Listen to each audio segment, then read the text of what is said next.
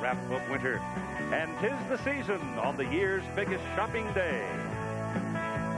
Coach Tom Osborne and his Nebraska Cornhuskers have found one miracle already in Columbia. Colorado coach Rick Neuheisel wouldn't mind finding one of those today for his Buffaloes. This is the rest of our season, and it's important that we go out and fight and scratch and claw and see if we can't get a ball to bounce our way, and hopefully get our crowd into it. And if we can accomplish all that, it could be a magical Friday. And today in Boulder, Colorado, it's the #2 ranked Nebraska Cornhuskers and the frustrated Colorado Buffaloes. And this is a familiar kind of scenario you often find at the end of a season. One team with big ideas trying to protect their posture, another team that wants to mess it up completely and make their season. And to that point, let's turn now to Bob Greasy and talk about this. Very good point, Keith. The motivation for Nebraska, of course, is to keep on trucking. They want to keep winning, and so they can get to the bowl game and have a chance to overtake Michigan. The thing that they can do here today is impress some voters in the both polls, and that is they've got Colorado. Colorado was beaten by Michigan early in the season. If they can beat Colorado a lot worse than Michigan did, it may prove valuable in getting some points for them in the polls. Colorado, on the other hand, they're playing for a winning record. They're playing for a possible bowl game, and they're playing their arch rival. That's their incentive here today, but they're going to play much better than they've played all year to win. Now let's spend a moment with Lynn Swan on the field. Well, Keith, thank you very much. The challenge is squarely on the shoulders for the Colorado Buffaloes. But, of course, what they've had to do is really pay attention to the film against Nebraska and Central Florida, Nebraska and Missouri. What did Missouri and Central Florida have in common? An ability to throw the football, to be mobile in the backfield, and to make the teams respect the run. Now, when I say respect the run, I don't mean that they have to gain 100 yards or 200 yards. But make the Nebraska defense respect the run enough where they can't pin their ears back and just have an all-out rush on the quarterback. This is a big day at Folsom Field here in Boulder, Colorado. It is senior day. It is the last opportunity for these young men to come out in front of family, friends, and their peers and show their talent one more time.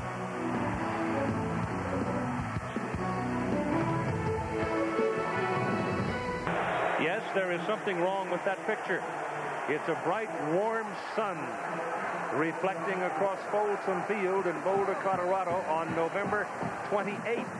It is absolutely balmy, and nobody's happier than this man, Tom Osborne, who has come down from Lincoln where it's much colder. Tom's record over his 25 years, 252 wins, and no other coach has ever won that many that quickly.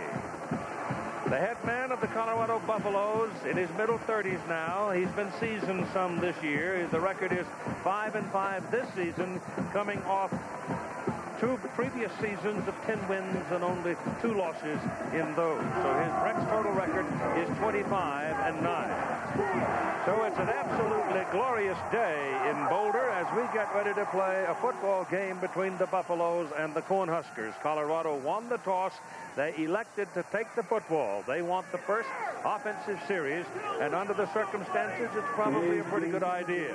It also means that this guy right here, number 98, Grant Wistrom, and his team of destroyers will be full bore from the very outset, because this defensive front four for Nebraska is pretty good. Keith, for those who have followed this series in the last couple of years, especially at Folsom Field here in Colorado, this weather is just magnificent. It has been cold and rainy and icy here the last 2 times these 2 teams played here at Colorado. They play on the carpet. Chris Brown will kick it off for Nebraska, a Texan who has knocked 36 of his 72 kickoffs into the end zone, and they have not been returned. Ben Kelly, number 1, you saw him along with number 2, Damon Wheeler. They are waiting to receive it. Kelly is a freshman, Wheeler is a sophomore, and they can run. Brown's kick. It's good. Knocked it right through the uprights. Here's the Kelly starting You're going to be problems today, I can tell. For the Colorado offense. Along the front, this is the group that probably will determine how this day will go for the Buffaloes. They must protect the quarterback. They've got to block the run. Receivers, this unit won't have much to do if the line can't protect the quarterback and give him time. And in the backfield, the biggest and the fastest running back, Marlon Barnes, has knee surgery. He's gone. But again, go back to the old theme. Quarterback John Hessler needs time.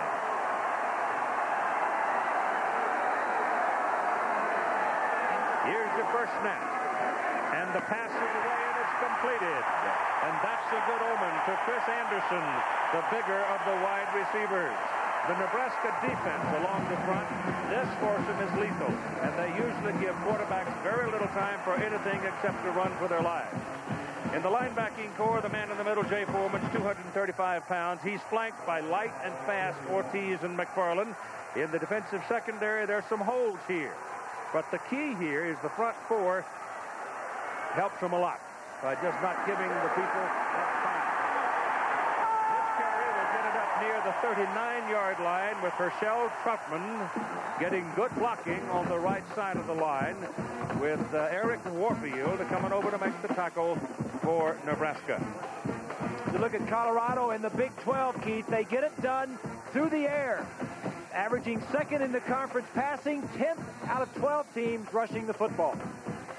Here's, however, a place where Colorado suffers some. They don't have the big, tough back that can go in there and hammer away for you and get the short yardages. It is second down and a long two now. They threw it for a first down. Now they've run it for about 7.5 yards. They will at times today as we get some movement along the line and the flags drop, and I think that'll be 5 against the Buffaloes. And this is the kind of a thing that's been haunting them all season long. Little tiny mistakes, but just enough to get them that 5-yarder when it hurts the most. Dead ball. False start on the offense. 5-yard penalty in the game. Second down.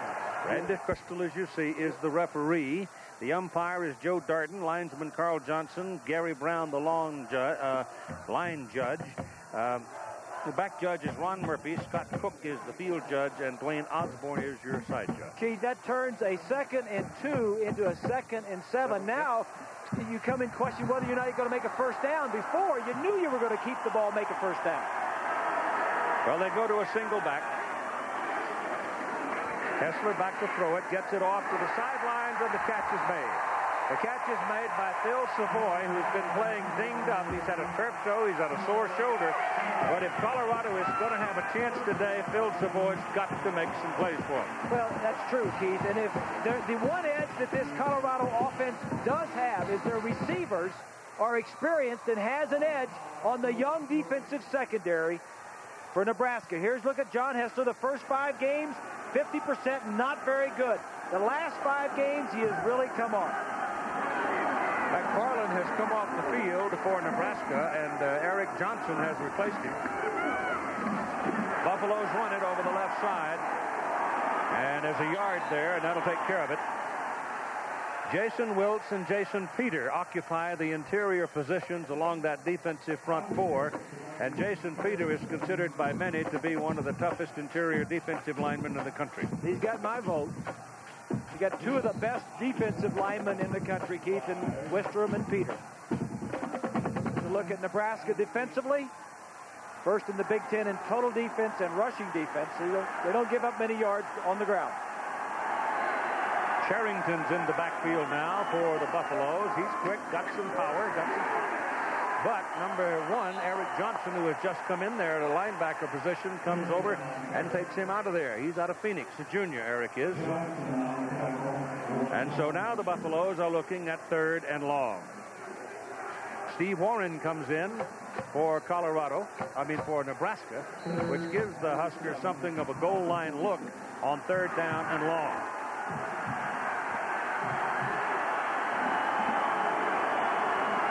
Chiaverini got 3 wideouts to the bottom of your picture there and 1 at the top. So there are 4 wideouts on the field as Hessler drops.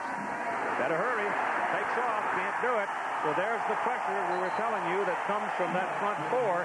Grant Wistrom was the man who made the tackle, and they will punt. Well, the pass protection is going to be so important. Wistrom on the outside. Just get some penetration and then gets the sack. There was a man open downfield. If he would have had a little bit more time, he just runs over the left tackle, Shane Cook. Nick Peach is in the punt. Lance Brown waiting for it for the Cornhuskers, and Nebraska has called for a timeout here.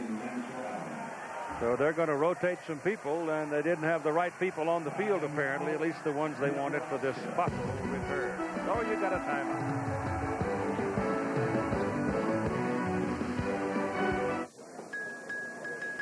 I want my baby back, baby back, baby back, baby back, baby back, baby back, baby back. I want my baby back, Chili, baby back, rib. I want my baby back, Chili, baby back, rib. Barbecue sauce. I want my baby back, Chili, baby back, rib. I want my baby, Chili, baby back, rib. Barbecue sauce.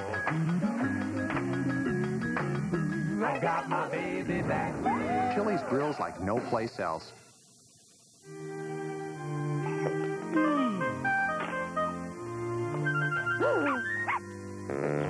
Wouldn't you rather have something under the hood than on it?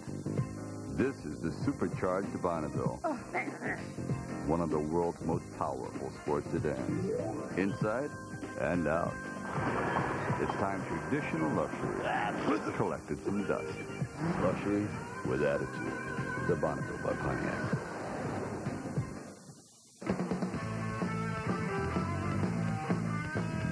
The Panasonic Razor. Shave wet or shave dry. Your choice. Your shave. Rinse clean. Work hard. Play hard. Shave your way. Panasonic. Here's a gift idea. Give a man the new cordless Wizard. And give yourself a handyman. This is a great thing. Glad you like it. The Wizard. Powered by VersaPack. Built by Black & Decker.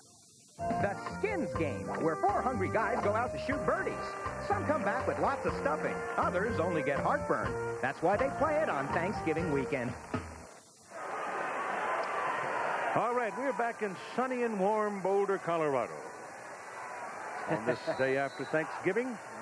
And here's Nick Peach for his first punt of the day. He's a sophomore out of Seattle, Washington, averaging just under 39 yards per punt. Waiting for it is Lance Brown, and Lance is going to have to look up into a brilliant spotlight-like sun, and he won't have a chance to get to this because the pressure came right up the middle. Jay Foreman, number 44, middle linebacker, was right in his face, and Peach shanked it out of bounds. So the Chili starting lineup for the Nebraska offense along the front. Perhaps not the strongest the Huskers have had, but they're good athletes, and they function very well as a unit. The receivers, these wide receivers block. In 10 games, they've caught just 80 passes. They block.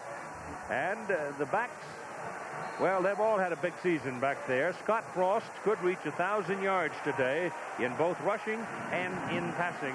And not very many folks have done. What'd you say? 10 people have done that? Yes, he will be the 10th. He'll be the 10th. Be the 10th. That was a 17-yard punt for Colorado. So, once again, here's Nebraska with that pressure, getting good field position, but along the left side of the line, the Huskers stood up, and Fred Pollock's going to cost them 5. Scott Frost wanted to go on a quick count, Keith, and I don't think that's smart in a false start on the offense. Yeah, on the road in a hostile, in a loud situation like this is. You don't want to go on quick counts because the linemen can't hear you. They don't know when to go, so arithmetic is better. What's better? Rhythmatic count. Oh, okay. Hut 1, hut 2, hut 3. All right. Everybody dance. A 1 and a 2. First down and 15. It's the quarterback Frost keeping it. He bellied to the fullback Macavecca. He pulled it down and he traveled on up the field and he picked up almost 10 yards behind the blocking of guess who? The tailback, Amon Green. The Colorado defense along the front, this group has lacked fire at times this season, and there have been a lot of big plays made against them. In the linebacking core, you've got a true freshman, Ty Gregorak, in the middle. He and Ron Murkison need a big day today. And the defensive backs, the safeties, will work a double shift against the Nebraska Cornhuskers. Here's the pitch outside the green. He's got the first down. Again, blocking is just awesome. Washington coming over to make the tackle. That was a slow developing play. because Colorado is so conscious of Makovica, the fullback, and you have to be. Well, it's the option, and that's what Nebraska is known for.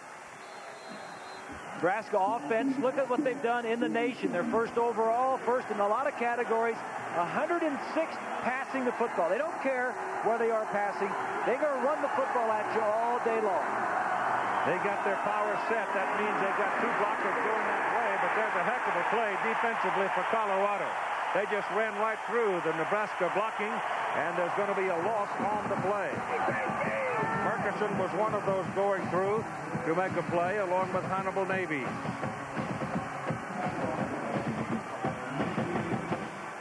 This had to be a busted play, Keith. There's 3 guys in the backfield, and there's just too many guys to get out of the way. The problem with that play is you had too many fullbacks with Gates and Makovica. Yeah, they needed to shift out or fake up the middle. It just Green was saying, "Get out of my way."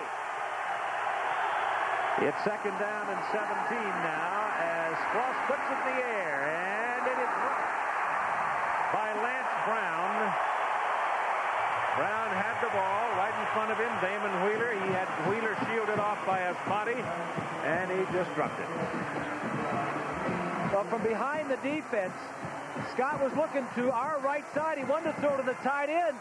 Nebraska and their quarterbacks always get a lot of one-on-one situations. Wheeler just knocks that ball loose. Yeah, he got a piece, didn't he? They always get one-on-one situations because everybody that plays Nebraska wants to stop the run.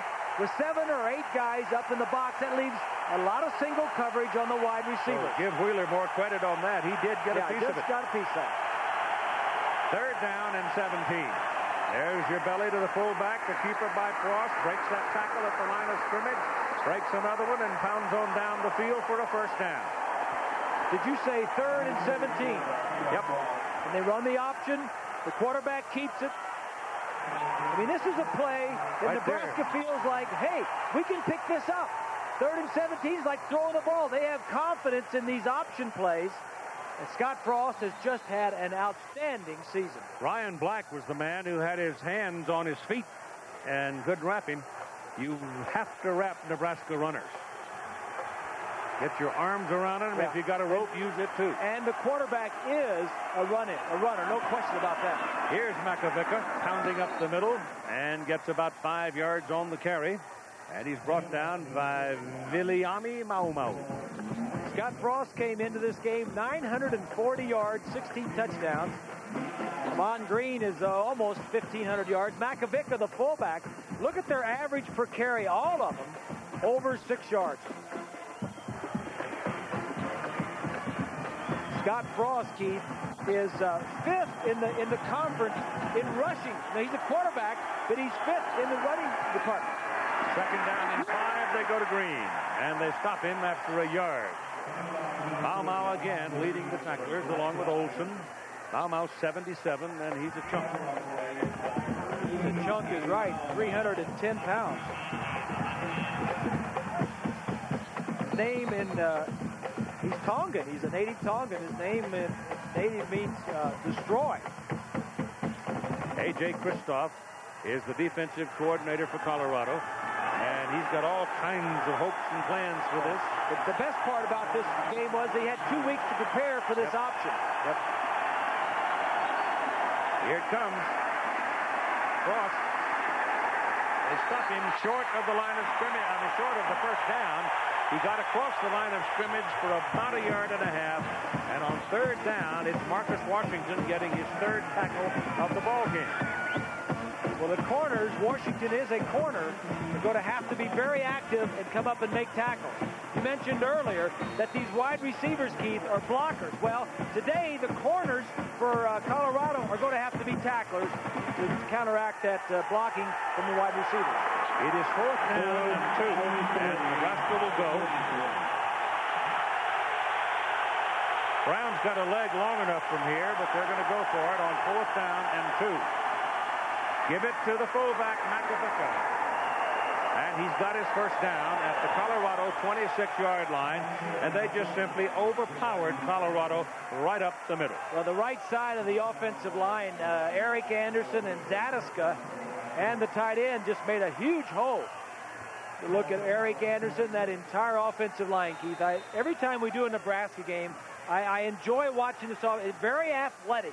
They're not big. I mean, they're not tall. They all have good feet, very athletic. Green bounces through the hole.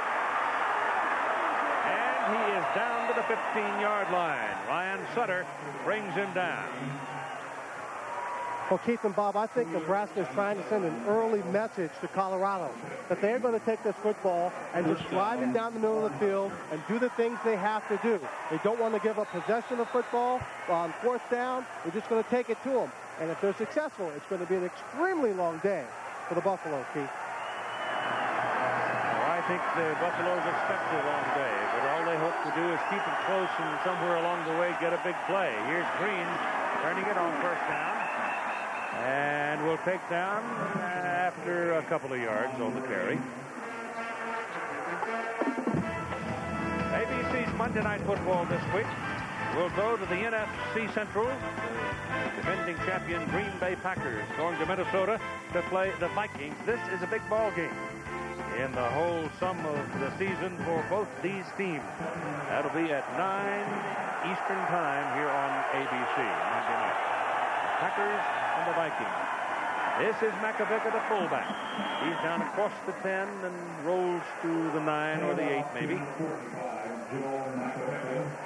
The first possession for the Nebraska Cornhuskers. They're gobbling up most of the time in the first quarter, marching it down the field. They've overcome 2 penalties already.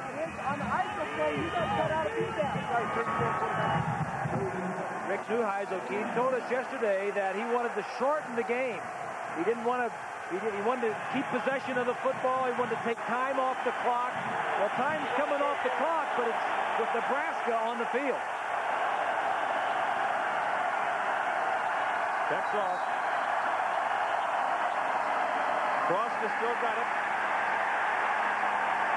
See, here's a big, strong athlete. They hit him right at the line of scrimmage, but he turns his body and gets 2 more. And he had 2 men holding on to him. One of them is Hannibal Davies, the linebacker, and the other safety, Ryan Black. So now the Cornhuskers will go into field goal posture with Chris Brown coming on. Colorado's defense gets tougher down inside the 20-yard line. This will be a 25-yard try. And this is a very, very good field goal kicker. It's good. And Nebraska uses most of the time in the first quarter, but to Colorado's credit, they make them settle for a field goal. ABC Sports presentation of college football brought to you by the all-new Wide Track Grand Prix by Pontiac. Wider is better. By Nike, who encourages you to participate in the lives of America's youth. By Miller Lite, now official beer sponsor of the NFL. And Valvoline, the #1 choice of America's top mechanics. People who know use Valvoline.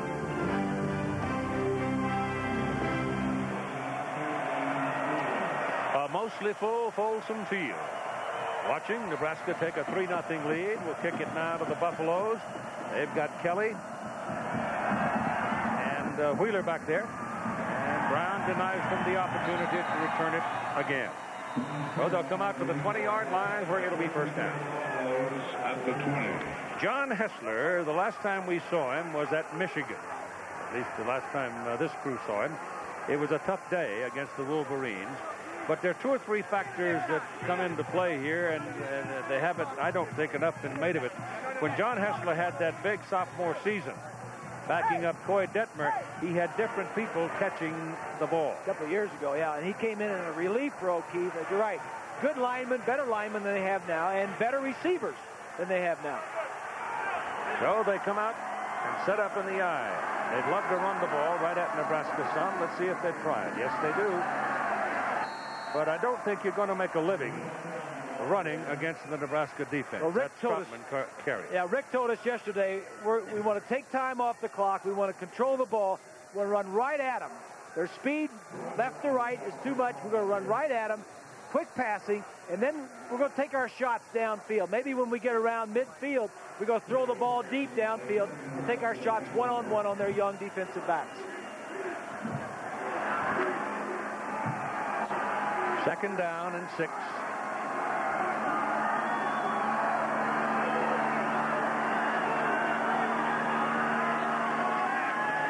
Esther pulls it down, steps up, and throws deep. He got his man, Tennyson McCarty. Tennyson McCarty, the tight end, down the middle of the field with a big play at the 30-yard line.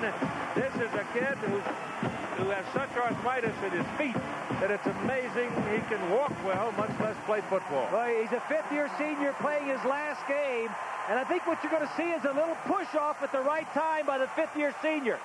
McCarty's going to just shove him just a little bit. Not from this angle, you won't see it, but it's a big play. I think the push-off happened just before that, but when I was watching it live, he pushed off, and Brown actually pointed at him and said, hey, he pushed off on me. You got a penalty flag thrown by the linesman across the way on that play to the right side. That was a 45-yard pass play to McCarty. The ball is at the 30-yard line, and you've got a penalty coming up, I think, against Colorado. Dead ball. False start on the offense. The 5-yard penalty and remains first down. Again, the little ticky-tack mistakes. Bottom of the screen, Keith. Right there, the little push-off. Brown had pretty good coverage. You see him pointing with his left hand. He didn't make the tackle. He was pointing. He said, hey, he pushed off on me. Well, the back judge didn't see it. It's a game of the caught and the uncaught, lad. Well, Rick said he was going to get some big plays. That was one of them. That's the longest reception of McCarty's career, too. Previous was 15 yards, at least this season.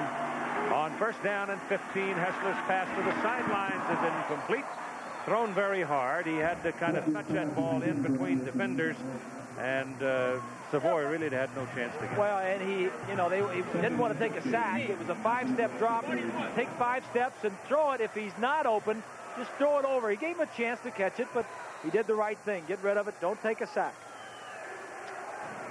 That sun's tough, isn't it? They're looking right back into it going that way. It's tough for the receivers now looking back.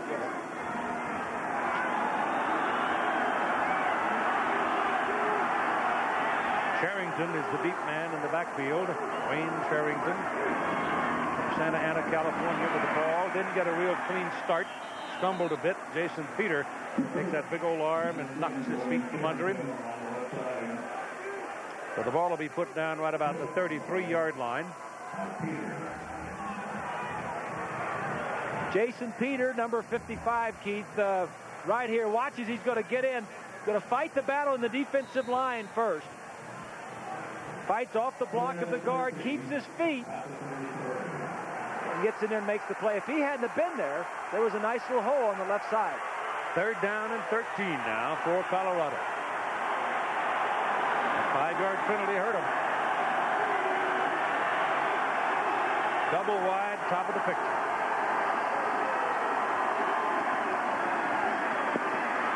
Goes this way, and it's no good.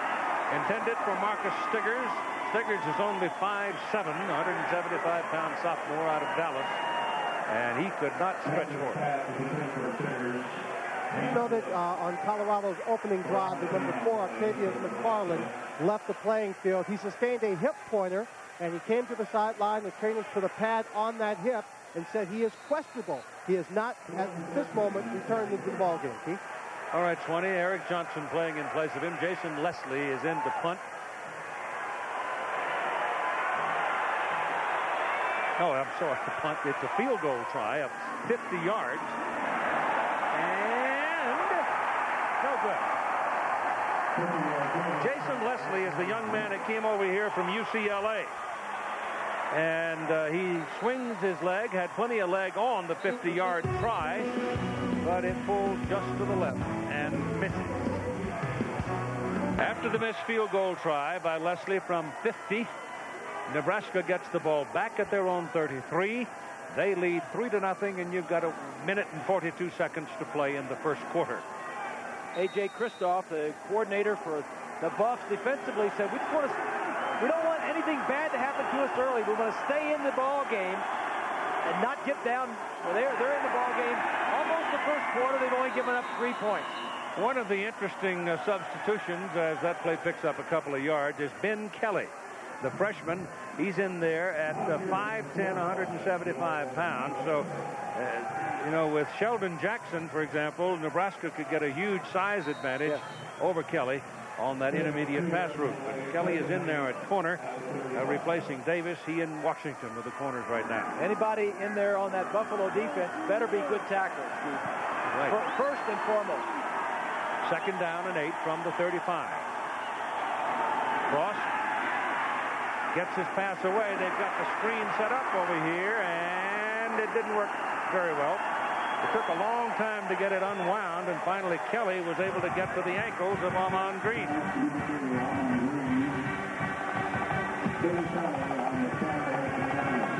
Gregorak, number 35, the middle linebacker, is starting his 2nd game. He's a true freshman. Gets out there and is blocked by 59 Heskew. But the Kelly, Keith, the guy you were talking about, the true freshman, made a big play. Redshirt freshman, excuse me. Wheeler is off the field now at a corner for Colorado, with Barnes coming in. Ross rolls it out to throw it. And his man is wide open. Kenny Cheatham ran a curl, went just past the marker, turned inside, and 3 yards to the good, made the catch for a first down. This is Nebraska passing, Keith. They don't do a whole lot. This man here is going to come in motion and then go out here. Here's the man they're trying to get the ball to. Just going to run a little curl. Go in motion, 2-man route to the top of the screen, roll the quarterback a little wide bit. Open. Look at that. Just something simple. Run it with Green. And Ahman Green will go from the 46 out to midfield. That's a 4-yard pickup. The first quarter is history. And our score, after 1, Nebraska 3, Colorado nothing.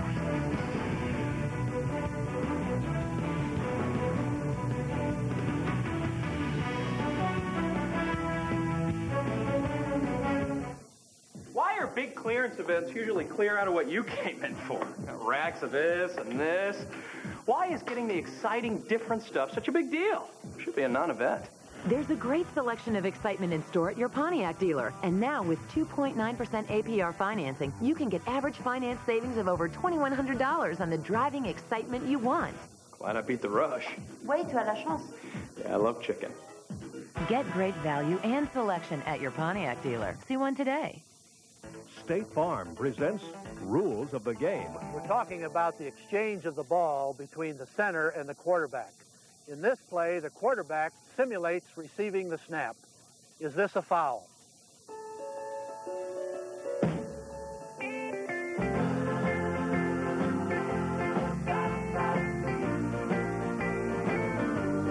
Being 40 or 50 isn't what it used to be. As you continue to change, so can your life insurance needs. To help make sure your life insurance plan reflects where your life is headed, just call your State Farm agent.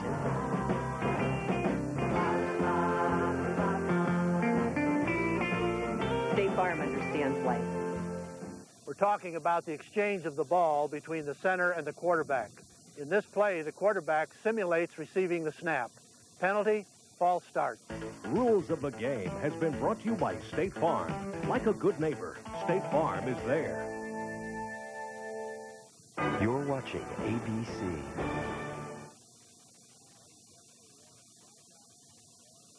The Nissan Altima has been winning awards and praise since its introduction. So when J.D. Power and Associates ranked it the best car in its class in initial quality for the last 2 years, we figured we'd won it all. But when Consumers Digest named it a best buy for the 4th time, we thought you should receive the trophy. Lease a 98 Nissan Altima GXE, only $229 a month for 39 months. Initial payment just $999. Count on Channel 9's early warning Doppler 9000 radar network. Football on ABC Sports. To the second quarter of play, and I would imagine the temperature now is beyond 50 degrees here in Boulder, Colorado. I know it's that warm on the field. Reflection off the rug. It's Nebraska's football, 2nd down and 6. And they'll run it up the middle with Makovica carrying. And he'll pick up about 4. Look at the numbers of the first quarter. Colorado's had the ball 2 times, and Nebraska just once. And Nebraska running the ball 66 yards, passing for only 11. At 83 yards total offense, total yards for Colorado, 45 yards of that came on that one pass play. Right now, the Buffaloes have to fend off the insistent Cornhuskers as they're looking at 3rd down and 2. And there's penalty flag. I think that's against Nebraska.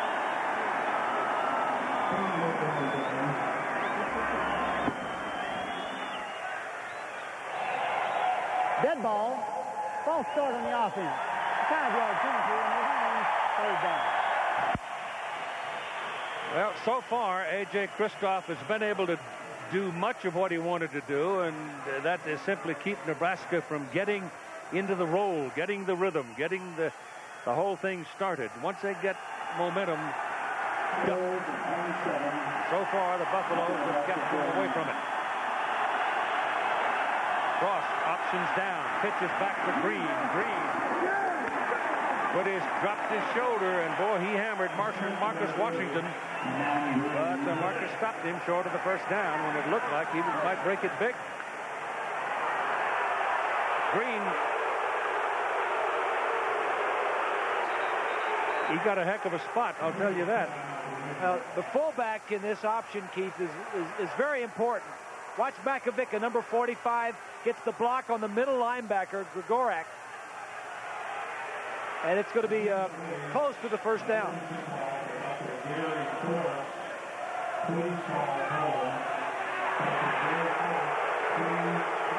I was wondering if his uncle was the man that spotted it. Oh, that's a very generous spot. You think he got a good spot, huh, Lance? Yes, I do. Yeah, I think Rick does too. But Green is a tough guy. He's strong, and he's bigger than you think. He's well over 200 pounds. His run coming into this game, 1,532 yards this season, and right at 3,500 for his career so far. And here he goes again. And down to about the 35-yard line for 9 yards. Schwanty? Well, Keith, you were talking about the weather and the temperature. I've got my little thermometer down here, and as you can see, it's a very nice 56, 57 degrees. You know, almost good enough from my standpoint to take my hat off and maybe get some little suntan oil and chill out for the afternoon. Don't get carried away because we're trying to get that cold out of you. Well, this is the best weather for me, that's for sure. Going to America's Garden Spots this winter. 2nd down and 1. Down the middle of the pass. It is to Makovica, the fullback, and it's good for a big play to the 14-yard line. And he got the mismatch. He got him down there against Kelly, the freshman. Makovica coming in has only caught 2 passes on the year. Usually he comes in there and he's blocking on the linebacker or the defensive back. It's a nice catch for a guy that doesn't catch many balls, Keith. He's 235 pounds, less than 6 feet tall. He is an outstanding player and a valuable asset to this offense. Dr. Tom's going to spoil it, letting him catch a pass and then save that kind of stuff. This is Frost handing off inside. When he's hot, give it to him, but this time the Buffs are looking for him and they stack him up. Nick Ziegler, who is a bit undersized at that defensive end position, but he got that tackle. You can win tickets to this season's Rose Bowl. Yep. Get online with ABC Sports College Football and solve the word puzzles to enter. All on America Online, keyword ABC Sports. This is Green, and Amon Green as the penalty flag goes down over the right side. It is on that right side where you find Zadiska and Anderson. False start on the offense. And that's where the movement occurred, which triggered the penalty, it appeared.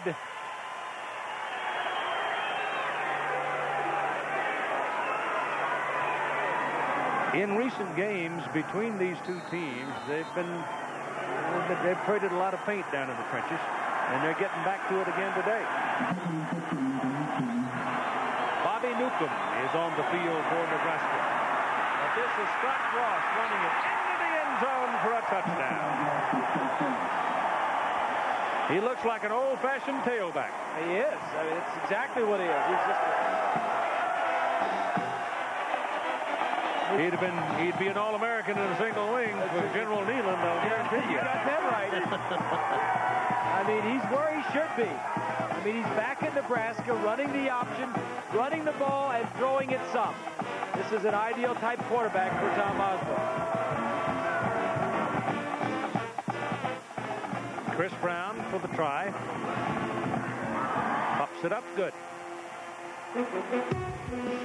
So the Cornhuskers remain insistent, and it's Scott Frost who runs it in for the touch.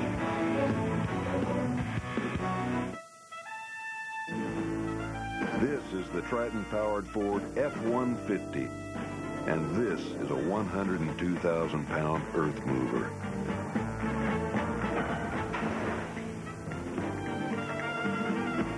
Now that's what we call taking the bulldozer by the horns. Ford F-Series, built Ford tough. This holiday season, on loose lips. Was it something I said? How about the words, "I'll be right back"? Sink ships. Torpedoes, torpedoes, torpedoes. On December 19th. Accidents do happen.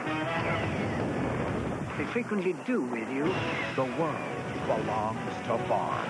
Tomorrow never dies. Don't get any ideas. I'd never dream of it. Rated PG-13. Starts Friday, December 19th.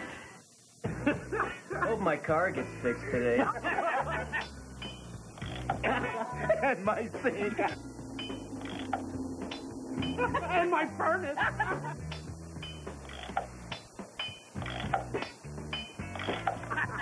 And my lawnmower. What? You idiot. You're going to get us caught. For the great taste that won't fill you up and never let you down, Eddie! make it a Bud Light.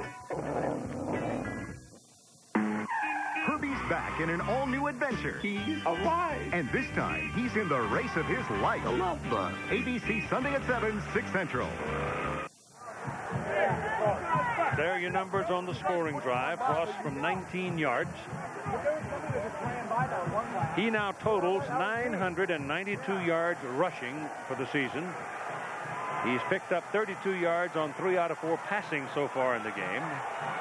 He looks like he's going to reach his 1,000 yards, both rushing and passing. That's his 17th touchdown. That ties Ahman Green for the lead.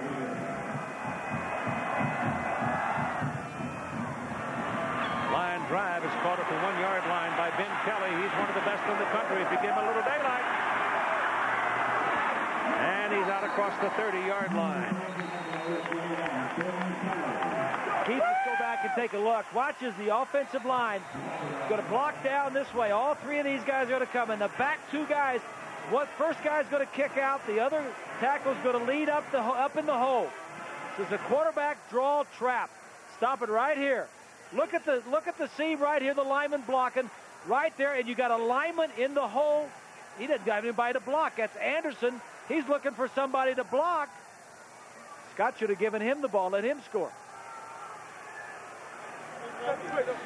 We've got a timeout. There's an injured Cornhusker down on the field. The score's 10-0 Nebraska.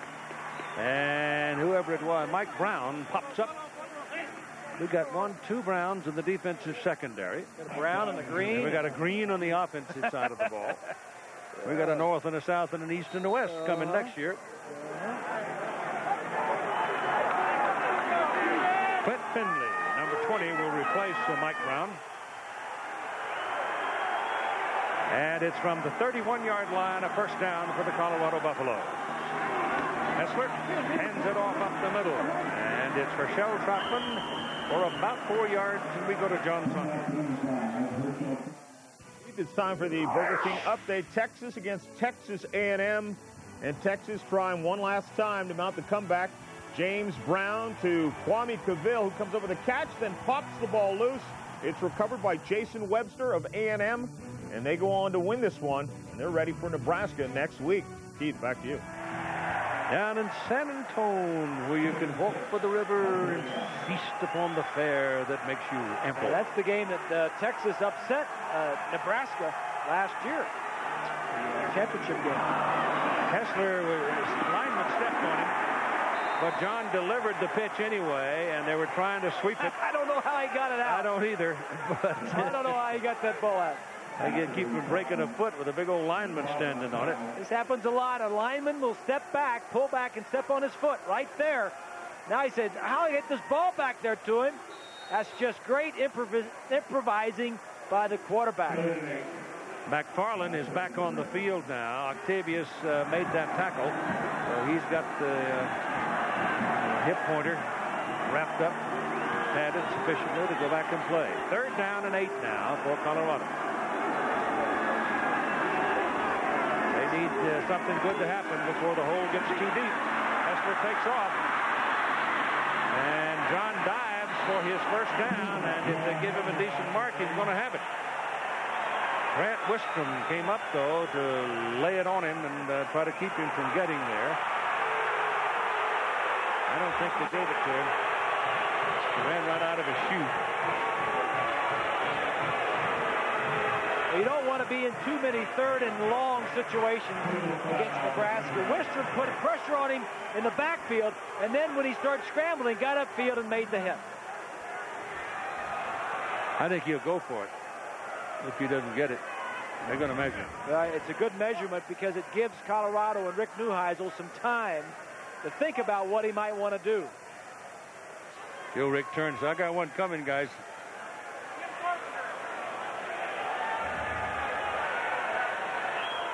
Oh, he's got it. That wasn't even close. Not even close.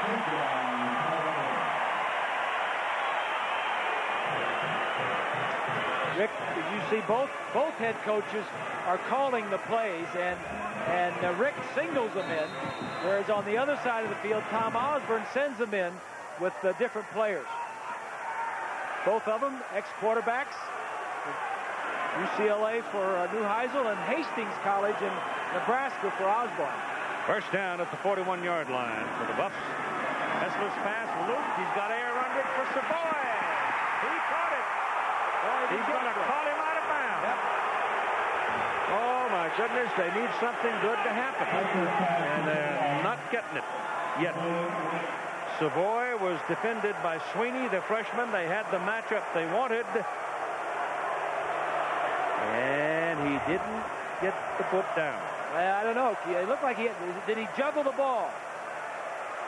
Now, when he came down, I think it's a good call. His left foot was out of bounds. I think it's a good call. Yeah, I do too. I've been picking on him. I'll praise him. I think it's a good call. It's a tough call for one official to make, though. That is, how do you look and see if he's holding on to the ball and see if his foot is in bounds at the same time? Absolutely. You need help.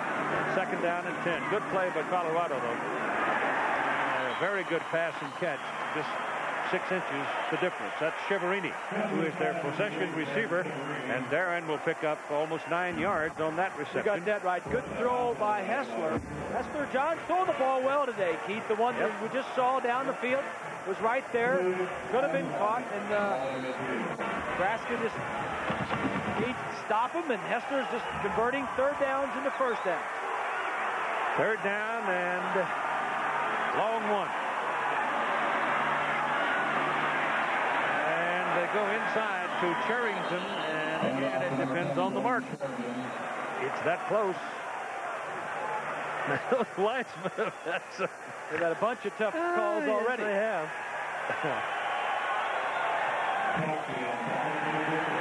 He's got his 1st down. That time, they got a good spot. Mike Brown is back in the ball game. Mike, remember, was shaken up on the kickoff. He's back at that safety spot.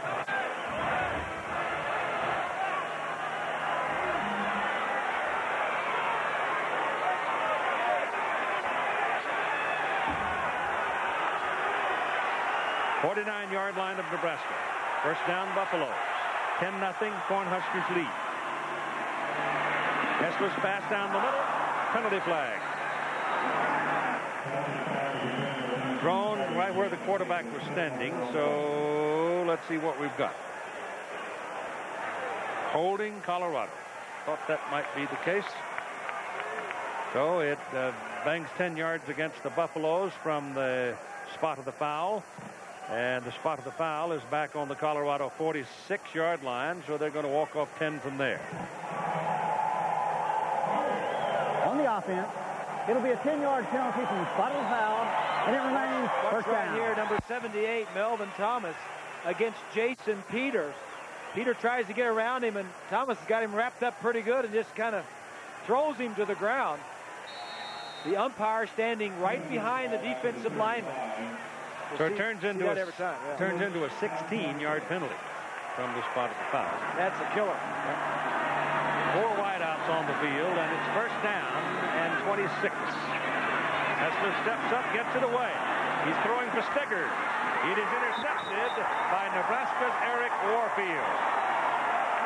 There were 4 Huskers back there, and it was McFarland bearing down, coming right down the barrel at Hessler, and John had to unload it. We'll give Jason Peter a credit on that, because that last holding penalty that backed him up to long yardage forced him to throw the ball downfield.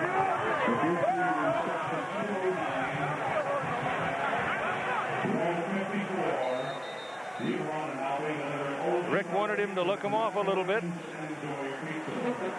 The conflict between those two, not nearly what it might appear to be at the eye blink.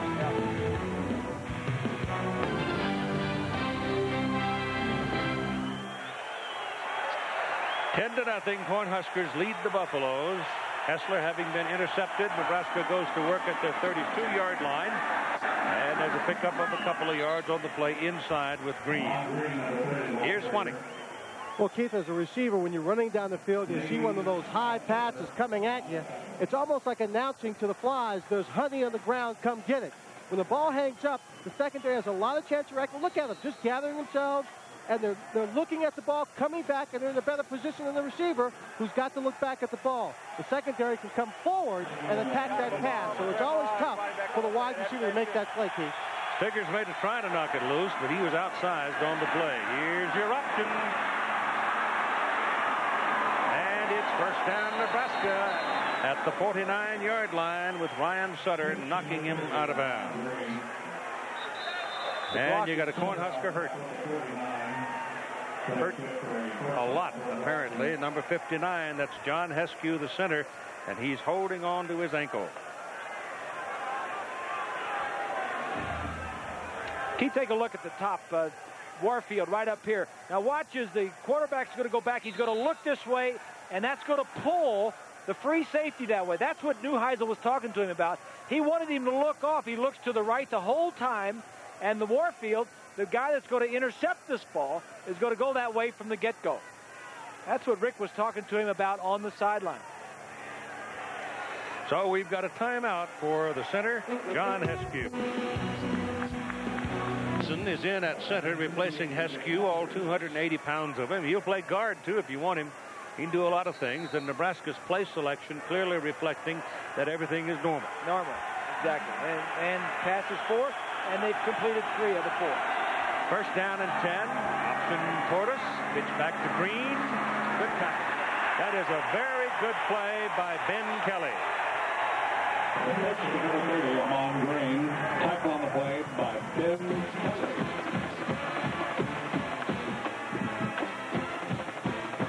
Look from behind the offense, a fake to the fullback. Now he gets his block.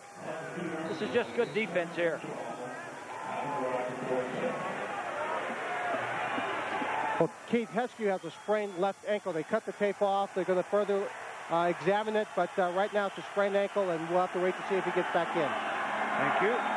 They go to the shotgun here now as the old quarterback draw with Scott Cross, the tailback, and he goes to the 45-yard line of Colorado. Frost had carried the ball 147 times. That's almost an average of 15 per game coming into today's game. Here's a look at Tom Osborne on the sideline, calling the plays. This is his 25th year as head coach in Nebraska, Keith, and one of the things he's been using this offense time after time. Scott Frost now has his 1,000 yards rushing for the season. He's got it, and he's going to go down. He turns again, though, and gets almost 2 yards on the turn, but Olsen and Phillips are able to turn him back inside. Who does Frost look like from your memories of watching folks who played single-wing football? He sort of reminds me of Camp Wilson, who played for the Tulsa back in their golden days. You got to be kidding. How do you think I'm going to remember Camp Wilson? Maybe Frankie Sinkwich. How's that? I don't remember Frankie either. Herschel Troutman is deep now for Colorado to receive the punt, as Frost was 2.5 yards short. It's a fake here. 4th down, long 2. Oh, they snapped it to him. And the left footer knocks it down there. Troutman calls for a fair catch, and Colorado's down in 8-yard line where they got it first down. That was a 36-yard punt for Jesse Cook. America's biggest road show, Saturday 1 Eastern, regional action, Penn State, Michigan State, Georgia, Georgia Tech. Check your local listings for those games in your area. And after college football at 4:30 Eastern, the Skins game. Tiger Woods, Tom Lehman, Mark O'Mara, and David Duval, who has replaced Fred Couples, Freddie withdrawing because of the illness of his dad. So they've given them to the 9-yard line on your mark, where it's first down and 10 for the Buffaloes. Fisk, the fullback. Troutman, the deep back. Troutman gets the ball, gets across the 10 to the 11. 2 yards. This game is going pretty much the way Neuheisel wanted it, Keith. It was to take time off the clock and keep the points to a minimum. But the possessions, this is the 4th possession for Colorado. They haven't done much with it. That missed field goal was a long field goal, over 50 yards. That pass play to Savoy was another one of those plays that could have, but it didn't. Charrington is the running back. He's got it. He shook one tackle and keeps on pounding. So Dwayne Charrington, the sophomore from Santa Ana, picks up the first down for Colorado at the 22-yard line, and it's Aaron Wade that helped him along the way. One of the big uglies up front. Well, you got the 2 linemen from the backside, Keith. Watch as 2 guys are going to come and block. He almost gets there too late. The time he almost gets caught from the backside right there. And Warfield, number 3, who made the interception, come in and need a little help from his friends to get him down. Charrington again. He's a tough guy. That's another first down for Colorado with Darren Fisk, the fullback. That helped him along that time.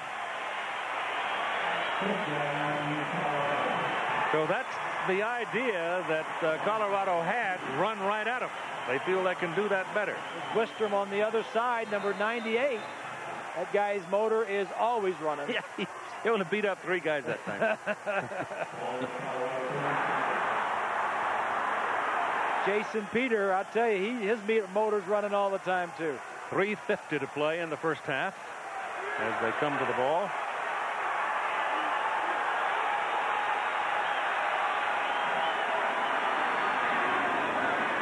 Up the middle. Charrington.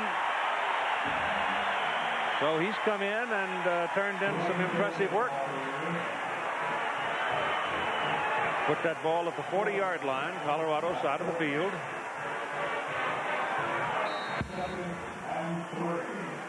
Marlon Barnes, who was their biggest and fastest running back, out with knee surgery.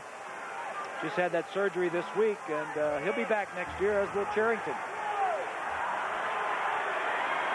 2nd down and 3.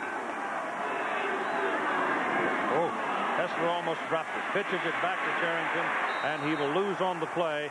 And the first man that got there was Mike Rucker, number 84. And by almost not getting that ball, the timing of the play was all fouled up. So they lose a little bit on it and bring it back to 3rd down and 5. The key to playing against an aggressive defense like Nebraska, is 3rd and short, 2nd and short.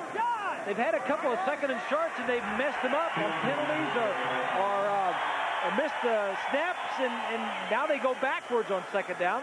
Even 3rd and longer than it was. Charrington had to leave because he was shaken up. Yeah, it helped off. That's not a big 5 yards either. That's more like 4.5.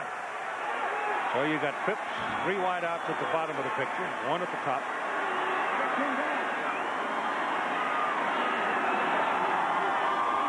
Hessler takes off up the middle, or wanted to. Now he's still alive. Now throws, and it is caught by Anderson. Now you got a penalty flag.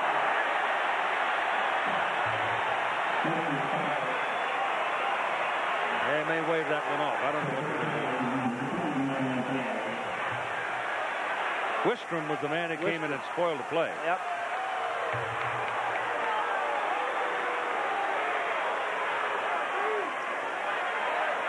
Penalties against Colorado. Hessler did a nice job of avoiding Wistrom and keeping it alive. They're calling ineligible receiver downfield on the scramble. The lineman went on down there. The man who caught the ball certainly legal. Chris Anderson, a wideout. It was supposed to be offensive pass interference on the offense. Oh, that's the penalty's been declined. It's 4th down. So it's an offensive pass interference. Wistrom to the top of your screen, a little cross between he and Peter. This was supposed to be a little quarterback draw, I think, Keith, at the beginning. Yep. A good play by Hessler. The pass was fine. He had his hands under it. I think it was a good catch. But somebody was called for offensive pass interference, and now Colorado will have to punt it. First punt from Nick Peach in the first quarter. Traveled only 17 yards. I see no wind, indication of wind from the flag to call around the stadium.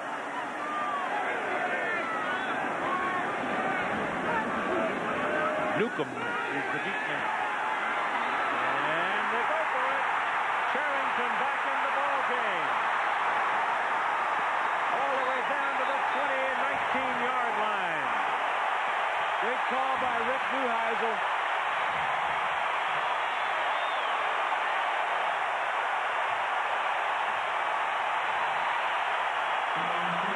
So they go to their bag of tricks with their normal blocking group in there, including Black, a safety. He took it and gave it to Charrington, and away he went. The snap is going to come right here, and the back is going to lateral forward. Charrington's going to come out the other side.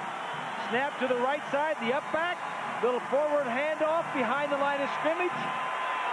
Been a miserable season for Colorado, and when you're 5-5 at the end of the year, why not take some chances? Absolutely. First down at the Nebraska 19-yard line. Troutman is in now as Charrington leaves after that run. And Troutman over the left side down to the 15-yard line.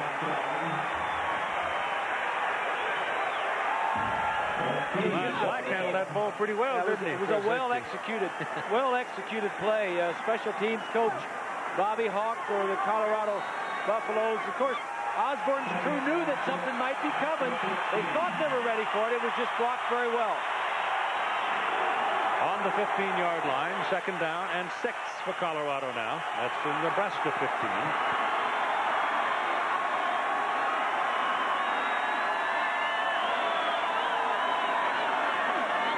Troutman. And he turned and ran right into the stack and got 2 yards on the play to the 13.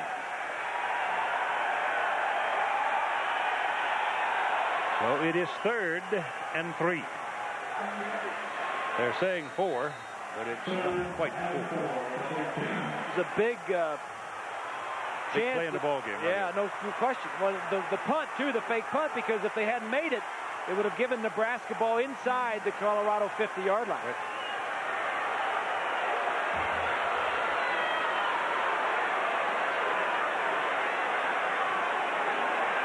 Hessler standing there with the referee, Randy Crisco, watching the play clock tick down to 1.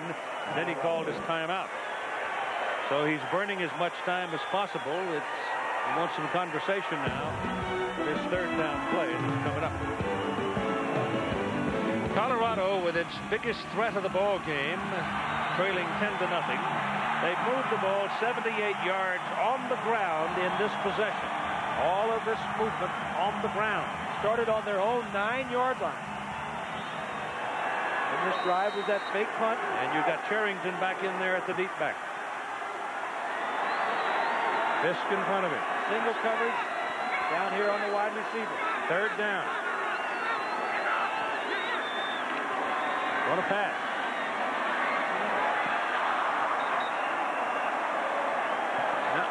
Had single coverage, just missed him.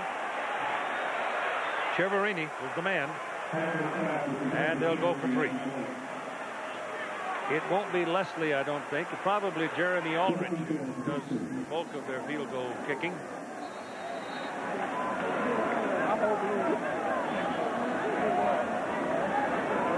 $11 of 13 on the year with a long of 48. This spot will be back around the 20-yard line.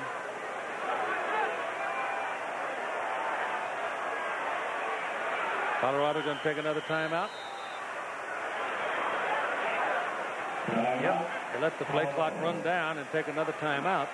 And that reduces the time remaining in the first half to 32 seconds. All right, we're waiting for Colorado's field goal try with Jeremy Aldrich.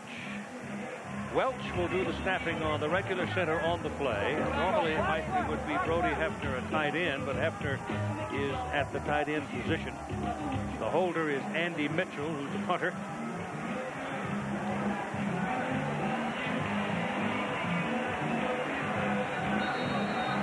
Only 32 seconds remaining in the first half. And Colorado trying to get on the board right here.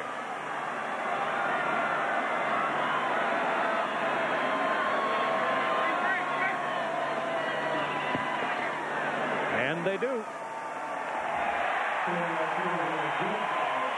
A 30-yard field goal makes it a 10-3 ball game.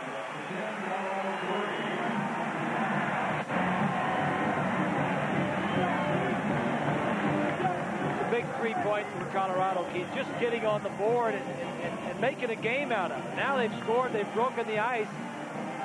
They can shut out Nebraska here in the last 27 seconds. They can get a little momentum going in at halftime.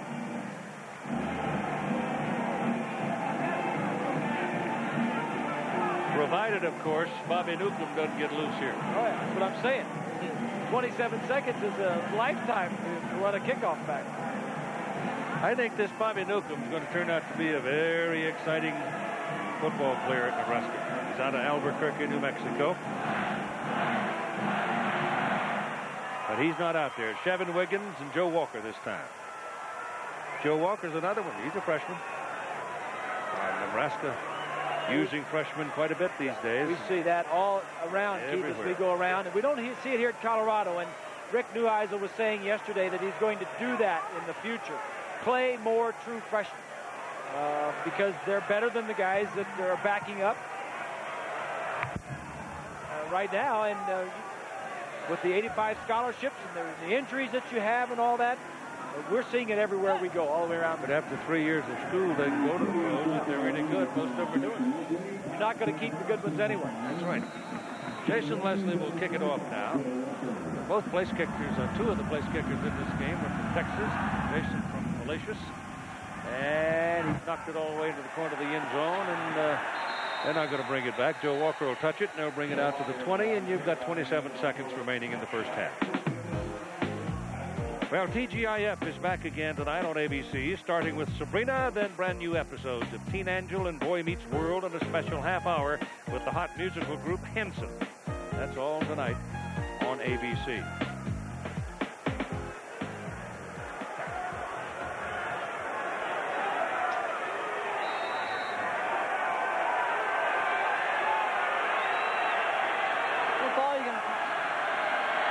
From the 20. This is Green, and Amon Green up to the 25. Clock starts on that snap, and it's still going at 15. So Nebraska's had enough of the first half. They'll head to the clubhouse, and time will expire with a halftime score of Nebraska 10 and Colorado 3. We're going to go out and have a little sun now and turn you over to John Saunders.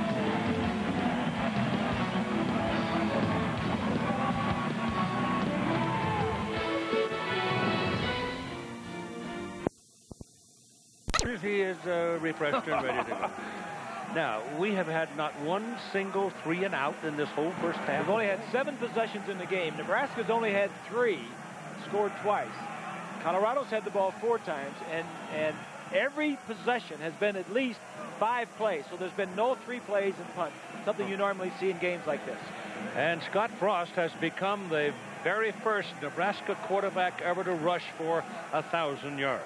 So he's headed for 1,000 yards passing if he gets a chance. Colorado actually gaining more yards, 181 to 167. Time of possession is about the same. This is what Neuheisel wanted. He wanted to shorten the game, fewer snaps, just let the clock run, and pretty much had his way in the first half. Buffaloes will kick off to the Cornhuskers to start the second half of play. Leslie will kick it for the Buffs. Wiggins and Walker are deep for Nebraska.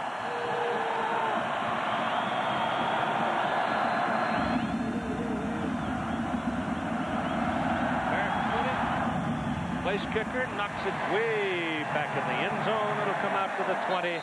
First down. Here's Lynn Swann. Well, Keith, I had a chance to talk with Neuheisel going off the field, and he said he's very happy with the way his team played in the first half. His team is still in this ball game. They're only 7 points down. What they have to do is take advantage of their opportunities and not make the mistakes. Now, Tom Osborne came out and said what he wants to do is just be more consistent in the second half. Because the only play that hurt him in the first half was the fake punt that led to 3 points for Colorado, Keith. All right, somebody will not get rid of that goal yet. From the 20, it's Amon Green. Wide open up the middle. It's a foot race. Kelly can catch him. Yes. So Ben Kelly runs him down as Vershawn Jackson led him down the field, got him past the line of scrimmage, and Amon Green turns in a big play all the way to the Buffalo 17, and that is bad news for the Buffaloes. This is offensive line work at its best, Keith. Zadiska and Anderson, watches are going to come around on this little trap right up the center of the defense. Right there, and there's a split right up the middle. 4.35 speed for Amon Green is caught from behind. And Green doesn't get a chance to go out and get a breath. They give him the ball right back and say, do it again, big guy, and here he goes. Touchdown. Like John McKay used to say, why? Ball ain't heavy. You don't belong to no union. Send him. And he made it pay off. 2 plays, 80 yards, Amon Green. Is that the mark of a champion or what, Keith? Come out, they go in at halftime, they make some adjustments. 2 plays, they go 80 yards.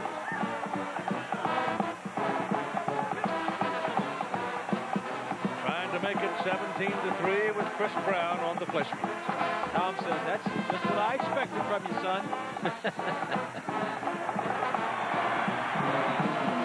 17-3 Nebraska.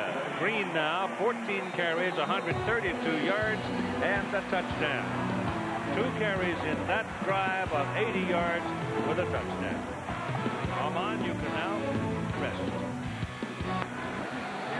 Amon Green's 10th straight 100-yard game, and that's his career total to this point. It is also his longest rush of the year for Nebraska, for anybody for Nebraska.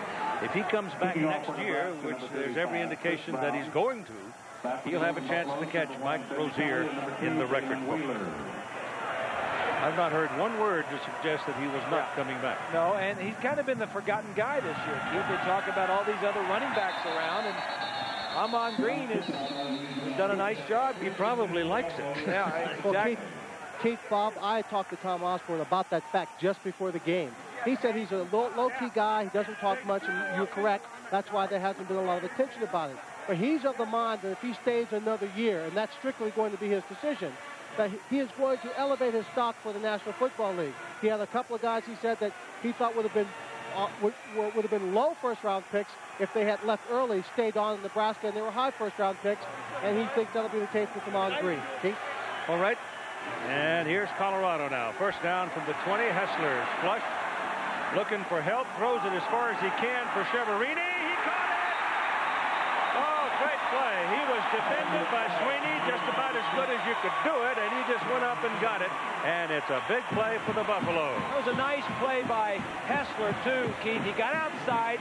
He saw his man one-on-one against Sweeney, the true freshman, and says, I trust Cheverini. If I get that ball down there, he's either going to catch it or he's going to take it away from the other guy. Lots of time, first down passing. That's what this gives you. Looking into the sun. Cheverini runs a little out and up. He was pushed out of bounds. The official marks it, but he comes right back in and can make the first play on the ball. That's different from the NFL. Hessler setting up a screenplay down the sidelines for Carrington. He's on his way. Touchdown. Colorado answers. Nebraska, 2 plays, touchdown to start the half. Colorado, 2 plays, 80 yards, touchdown. And we're right back where we were.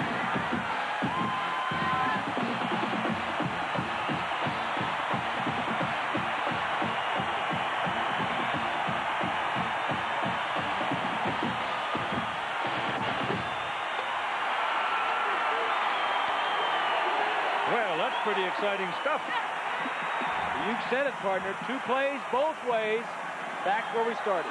Jeremy Aldrich for the point. And it's good. So, we have used very little time. And we've put 14 more points on the board. Nebraska's 2-play drive took 35 seconds. Colorado's answer, 32 seconds. 14 points in a minute and 7 seconds. The Buffaloes will kick off. Our score now 17-10, Cornhuskers.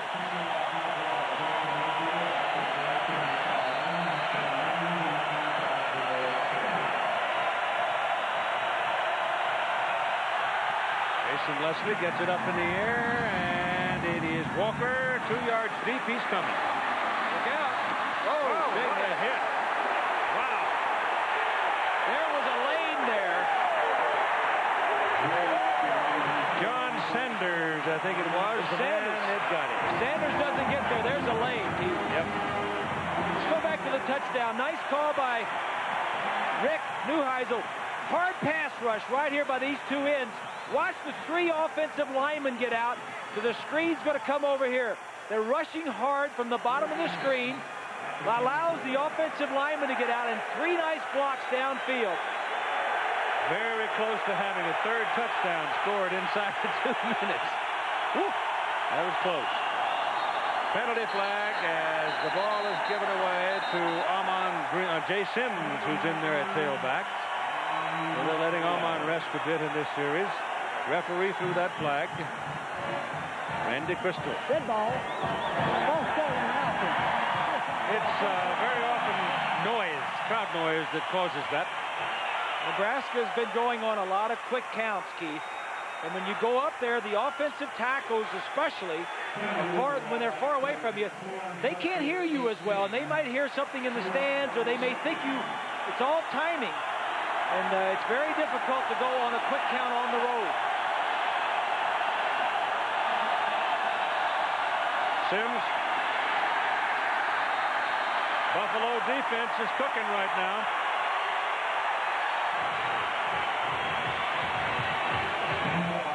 Gained about 2 yards on the play. It'll be 2nd down and 13, and Ahman Green has returned to the lineup. I think Osborne does a great job calling plays within his system, within the scheme. He knows the option in the pass game so well from what he does. Option. Green. You can hear that one. Terrell Cade led the defenders. A Ryan Black, number 6, did a nice job of stringing this out. Into the short side of the field. Not a lot of room to go. There's Black. Help from King. Ball at the 23, third down. About 10 and a half. Cross goes down the middle of the field. He had his man. Kinney beat him for a first down on the Colorado side of the field, and he beat Damon Wheeler.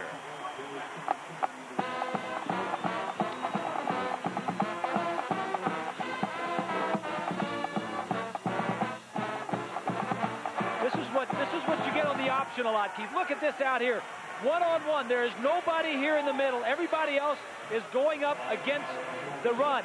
Top of your screen, down the middle of the field, there is nobody there. That's what Frost looks at a lot because everybody wants to stop the run game. And he puts the ball at the 46-yard line of Colorado. Frost turns around and looks down the middle again. The pass is caught by Matt Davison. You remember him from the Miracle in Columbia. He shows up for the first time today. Well, Davison caught the deflection off of the foot of Wiggins in the end zone, and Neuheisel says, wait a minute now. They're starting to throw the football. Osborne on the other side calling 2 straight pass plays because he knows it's single coverage downfield. There you go. Scott Frost. He's now at 1,029 yards passing, 1,001 yards rushing. Up the middle goes Makovicka. 8 yards. When your fullback running that first option up the middle is producing 5, 6, 7 yards on that play, I mean, you've got to stop the fullback. If you don't stop the fullback, you've got no chance. You know, Tom's got everything going for him now. The pass game is open. The fullback is working. He's got his quarterback over 1,000 yards rushing and passing in the same season.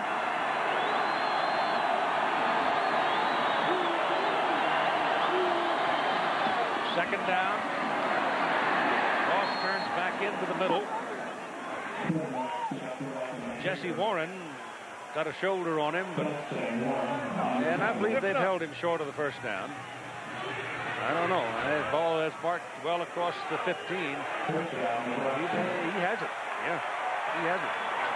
Charlie McBride, was the defensive coordinator for Nebraska, was talking about Scott Frost. And he was saying that, you know, he probably won't play in the NFL. He won't play in the NFL as a quarterback, but he's so tough, and he's such a good athlete. He's a great athlete. That he could probably see him playing strong safety or free safety in the pros. He's that good an athlete. He can do exhibitions at halftime, long jumping and pole vaulting. He's that good of an athlete, and I'm not being a smart aleck because he was a decathlete in high school. He was, and he won the state. He won the Nebraska State Shot Put Championship. Frost did. Mom was a pretty good athlete too, an Olympian. She was an Olympian. Yep, right. Mexico City. Ball is on the 11-yard line where it is second down and 7. Green is your eye back. Makovicka the fullback. Option. Green. Wiggins through the block. And it's touchdown, Cornhuskers. I made that point when we just got started today that Nebraska's wide receivers block. Yep. Wiggins just did his job right there.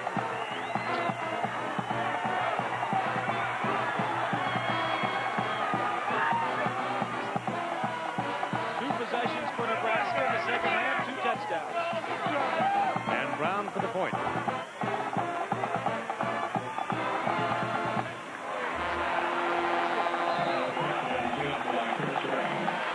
Minutes and 37 seconds to go in the third quarter. 24-10, Nebraska.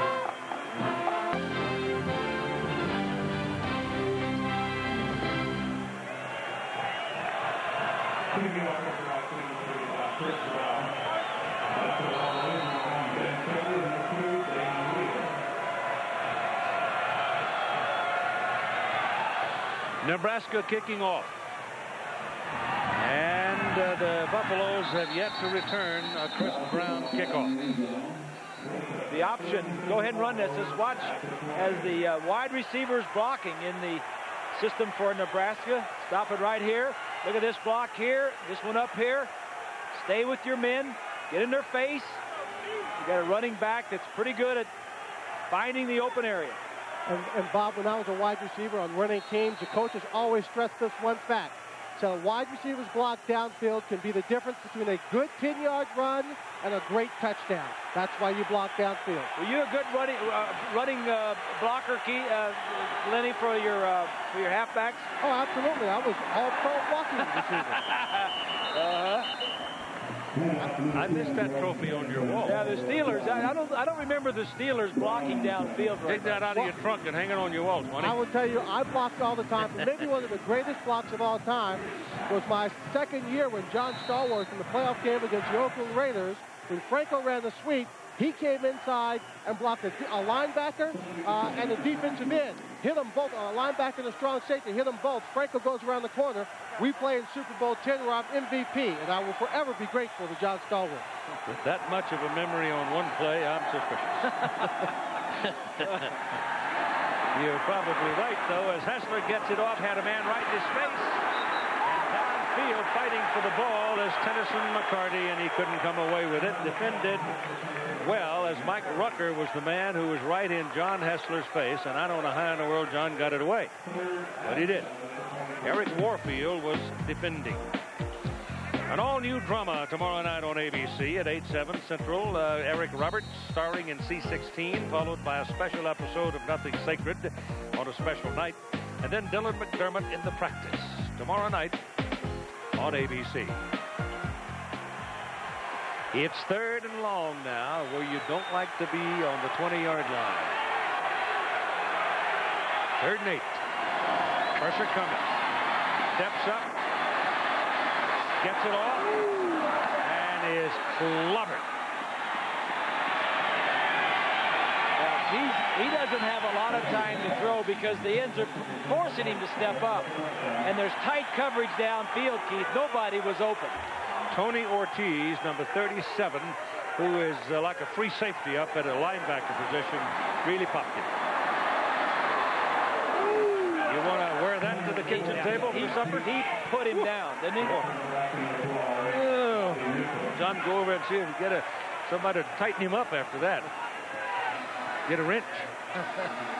4th down, they'll have to punt it. They faked the last time they did this. I don't think you'll see it here. Not in this field position. And Peach gets a beauty. He runs Newcomb all the way back to the 24-yard line. He's exciting. And he's finally out of bounds up around the 37-38. 53-yard punt, a 13-yard return, knocked out by Damon Wheeler at 9:22 to play in the 3rd quarter. Today we look back to Legion Field in Birmingham, Alabama, as Smith Barney remembers 16 years ago on this date, this man, Paul William Bear Bryant, needed one victory to pass Amos Alonzo Stagg on the all-time win list. They beat Auburn 28-17. The game is over. The man has made history. 315 wins. Well, Tom just passed 250. He's feeling good, so he's talking about 300 now. They run it inside with the hammer, Makovica, and he gets about 3 yards. You see that Paul, when he bowed out in 1A at 323, Osborne now, Tom, about to pick up 253 today, but he's just had his full checkup. He feels pretty good. And, you know, there are only 6 coaches, active coaches today, who have defeated the Tom Osborne team. And that guy right above him in the rankings there, Bobby Bowden, there have been 12 losses, and Bowden's beaten him 6 times. 6 of the 12 losses. 6 of the 12 losses. Yep. You know what that looked like right there? One more ball, and it's rolling around, and I think the Huskers got it back. He was knocked out, and then Chevin Wiggins came across to recover it. So Colorado almost had a break. That looked like the old A formation the Giants ran when Steve Owens was the coach up there. Ryan Sutter had an outstanding shot at this ball and could not come up with it. Sutter 36, bottom of your screen. The ball's going to get knocked out. Wiggins right there to get it. I think Pollock, the man who is involved in the play as well. So it's third down now and the long three, and they don't get it. So the Colorado defense stepping up again. Is that the first 3 and out? That is the first 3 and out. First time today they've gone, either team has gone 3 and out. Certainly the first time for Nebraska. He had those opening 2 drives of the second half where they scored in 2 plays, but they didn't get close to punting. Jesse Kutch is in. Jesse is out of Columbus. He's a senior, averaging just under 40 yards per punt. Damon Wheeler is waiting. He's got to look up into that very bright sun. Pressure's on him, but he gets it out. It's a nice kick. Very high. He's going to take a shot at it. Got by 1, got by 2, but 4, 5, and 6 killed him at the 15-yard line. 46-yard punt and a 6-yard return. College football doubleheader tomorrow on ESPN. First, you've got Virginia Tech and Virginia from Charlottesville, and there's a lot hanging on that one. And then you got Notre Dame playing Hawaii. That's at 8:30 Eastern Time, 5:30 Pacific tomorrow in Honolulu. Notre Dame figuring if they can win it, they can get themselves a bowl bid. They disdained it last year, but this year they'll take it. Mainly because it gives Bob Davie and his staff an extra time to work on putting people into their system. Hessler's pass, good. First down at the 32-yard line to Phil Savoy, who's been very quiet of late, but suddenly he shows up and make it the 33-yard line. Savoy was a leading receiver, number 80. This is going to be a slant. Bump and run on the outside. This is good play calling and a nice throw by Hessler because it's quick, doesn't take a lot of time, and you get the ball to your big-time receiver. Second catch of the day for Savoy for 27 yards. Herschel Troutman, the deep back. Hessler back throwing. Gets it away. Good count on it. Good turn upfield by Anderson. And Chris Anderson comes up for the first down at the 46-yard line. Hessler got his ball off in good rhythm.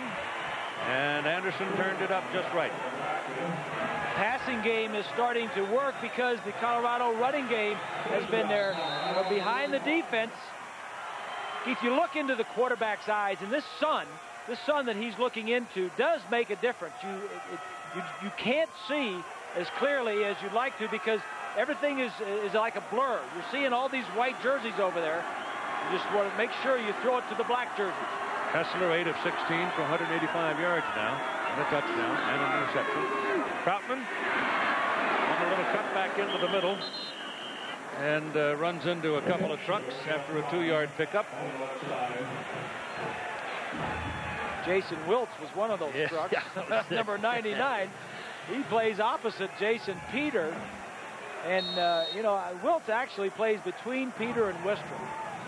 I mean, you think he ever gets mentioned now and then between those two guys? He's only a junior. 310 pounds from Newlands. He'll go home and get into that good Cajun cooking this summer. He'll come back bigger, stronger, and faster. On second down and 8, the pass to the sidelines is picked off. Didn't see the outside guy. Nope. This is Aaron Sweeney, the freshman. He was victimized for a great catch. Now he does a little payback and the intercept. It'll be Nebraska at the 27-yard line. The receiver broke it off. And looking into that bright sun, I don't think you can see the problem the coach has got from the sideline. Exactly, Keith, and that's what I was just talking about. You can see some, but you can't pick up everybody in the secondary as quickly as you would like to. Hey, Bob, when you're the quarterback, I got back behind where Hessler's at, and I'm looking to my right. Every time you look to the right, what you have to do is you squint. The sun's so bright coming over the rim of the stadium, you squint, and you can't possibly see the whole field when you're squinting. Yeah. So the Huskers get it back, leading 24-10.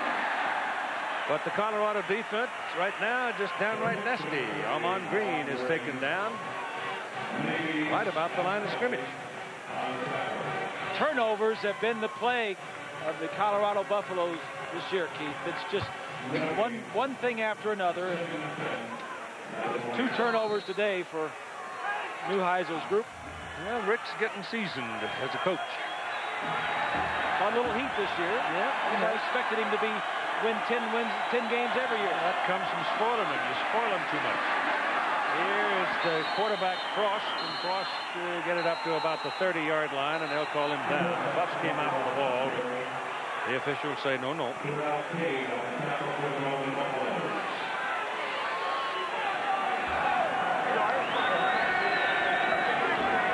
Tom's been doing this for a few years. You know, you were talking about Tom Osborne, only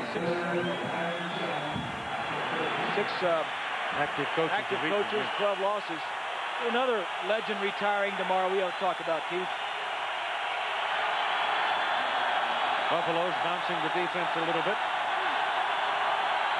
But Frost checks off, goes to a shotgun. Here comes that tailback business, and he pitches it off to Amon Green, and Green's going to have a first down for Nebraska.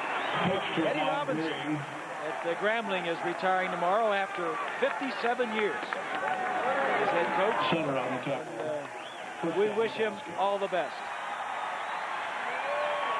Did you ever do a Grambling game? No, never did.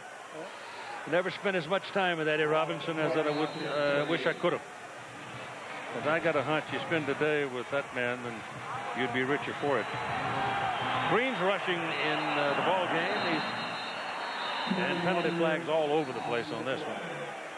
But Amon Green, 8 carries, 103 yards in the 3rd quarter. So he's having a whopping day. Dead ball. False start on the offense. 5-yard penalty. 2 remaining. First down.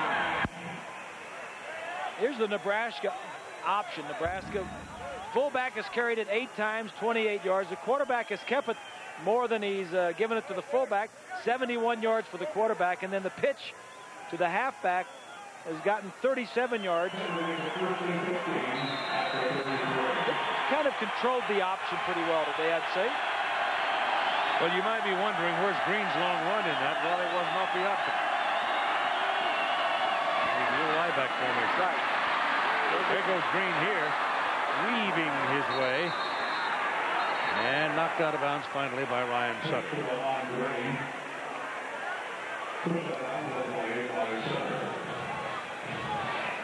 Green came into the game averaging 150 yards, and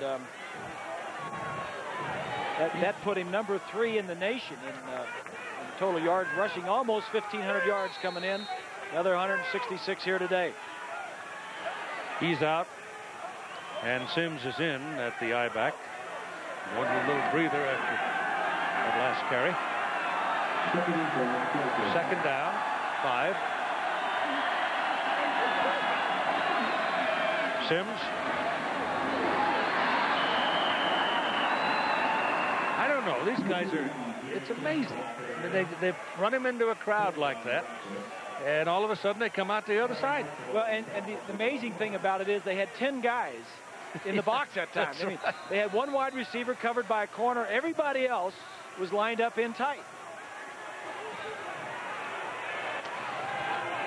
Sims, incidentally, is the senior citizen on this football team. He's 26 years old. That was an 8-yard run for him. Ball is now at the Colorado 48-yard line, and Scott Frost lets it go down the middle. Incomplete, thrown too deep, intended for his pass-catching tight end, Sheldon Jackson, and Scott's holding his head because Jackson had a step. Scott should have given it a little bit more air, lofted a little bit, give him a chance to run under it. Nebraska 41 rushing plays, only 7 passing. And that's just about the way they do things. 24-10, Cornhuskers are leading right now. And yes, they bought the oxygen tanks because you are, it affects you, right? personal testimony to that. Very thin air. Going up the stairs there, huh? Puffing and puffing, boy. Ross turns it inside.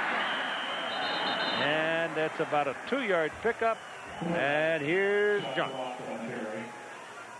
Keith, time for the Burger King play of the day. Texas A&M against Texas.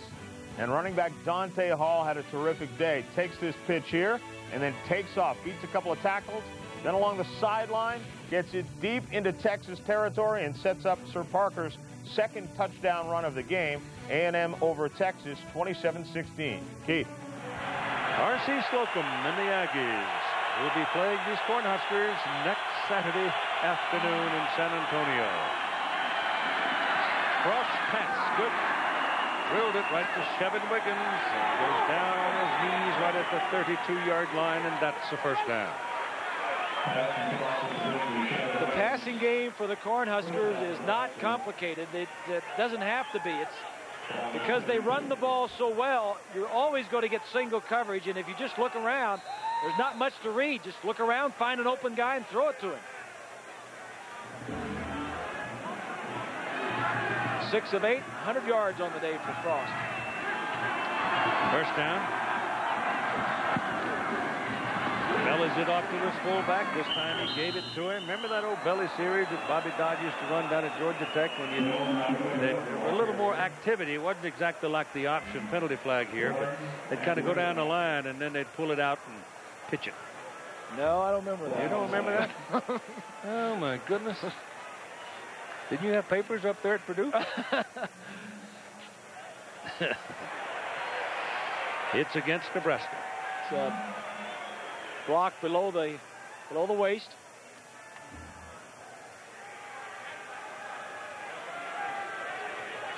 Time remaining in the third quarter, 1:42 as you see.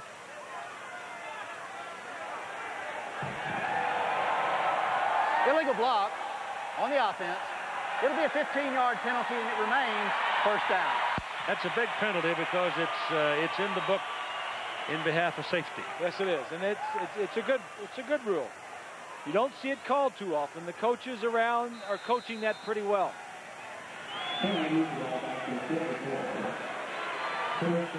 Sometimes, though, when you get yourself committed to throwing the block and the guy you're trying to block, he causes it. Yes, runs away from you. Yep. So you slide down, you hit him, you start high, and you slide down. That should be a legal block, though. First down and 22. Here's a little screen. Drop. That's him. Oh, boy, did he have a lane. And he had 3 offensive linemen and one 3 18-wheelers in front of him. And one little defensive back.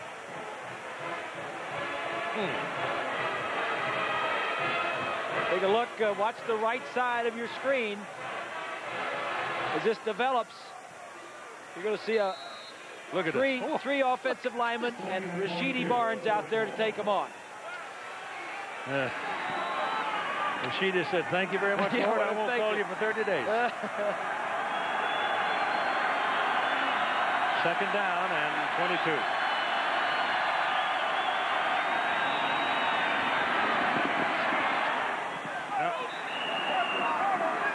He saw his man, Cheatham, was not available.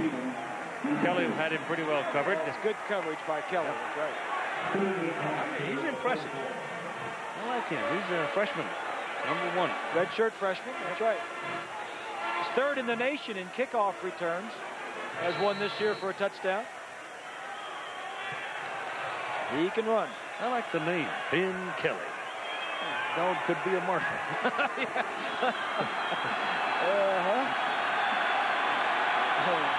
Third and 22. Upton. Nobody out there. But because of the penalty and all of that, it will not be a first down. Ball come out. Huskers kept it. Lake got it. 3rd and 22. Nebraska had no problem running the option. Got 2 good blocks by his wide receivers downfield, but it did come out. Oh, yeah, it did come out. Lake got back on it. Chris Brown has made his last 11 field goals. This one is inside. 46 yards. Big leg. From South Lake, Texas. Got it. I wish I had a golf swing like that. Yeah, huh? Get it that straight. 20 seconds to play in the third quarter, and Nebraska leads by 17, 27-10.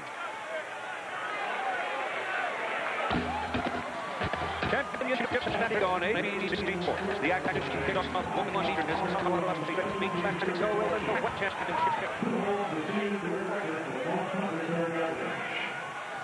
Well, I know I sound funny, but I don't sound like that. It sounded like you after you hit a couple of bad drives. It's time to go. Start sounding like that. Get out of town on the first wagon. That's what we were talking about. That's next Saturday on ABC. Wack starts it off, and then down to San Antonio, and then to Atlanta. Sonny Lubick at Colorado State's had a good year, hasn't he? Sonny Lubick's a good football coach. Yes. Kelly Hayes came down through the snow with his camels and 2 buffaloes and made it. If he goes home, Al, he might not get back on Monday night. It's snowing in the hiking. He's talking about his spotters sitting over there next to him. His play-by-play guys just love their spotters. Take care of them. Mention their names every now and then. We send a tank for them when we have to.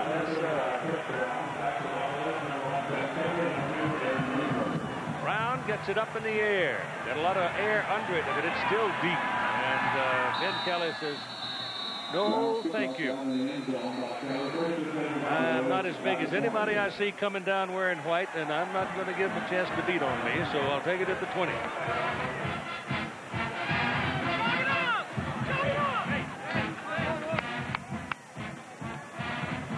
Talked about Sonny Lubick in that WAC championship game. Dennis Francione at New Mexico done a great job this year, hasn't he? Fantastic turnaround. 36 years since they've been in a bowl game. Yep. Almost as long as the Cougars. Good job, Dennis. First down at the 20 for the Buffs. They're down by 17, and this ought to be the last play of the third quarter.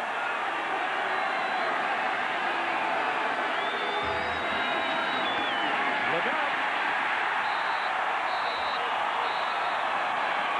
They sack him, and he's fortunate he kept the ball. Jason Wilkes led the surge. And we played 3, 27-10. ABC Sports presentation of college football back after this message and the word from our ABC station.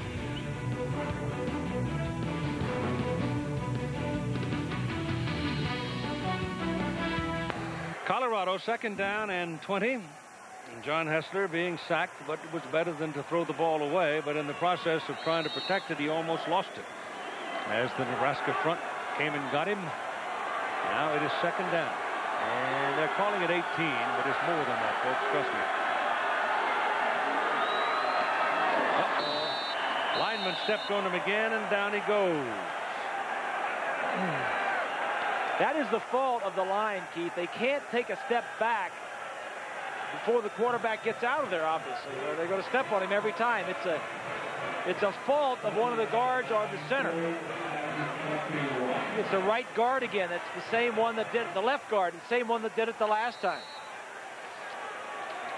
Yeah, but Bob, sometimes if the quarterback is standing there with his feet parallel as opposed to staggered, he makes it more difficult for himself, doesn't he? No way, Lenny.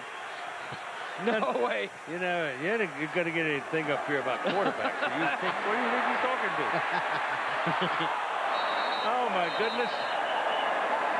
The Nebraska front is just destroying everything right now for the Buffaloes. Mike Rucker and Jason Wilkes and Jason Peter and Grant Wistrom. You used a good term. They just destroy, Keith. Charlie McBride, the defensive coordinator, just sends these guys after quarterbacks. And they do a nice job of destruction. Go! So Nick Peach is in to punt. He had a 53-yarder a few minutes ago. He needs another one, but the most important thing is don't step back. because it'll be 2 points for the other guys. Bobby Newcomb is waiting, looking up into that bright sun. The angle's getting better, though, as the shadows creep out. And the kick is out of the... That's a good one, too. He's turned in a couple of dandies. Runs Newcomb back, and Newcomb accepts the ball. And now you get a quick penalty flag thrown across the way. And it may very well be on Colorado. Yeah, it's the same thing that we've seen all year long, Keith. Guys getting too close to the punt return man, not giving him that 2-yard buffer.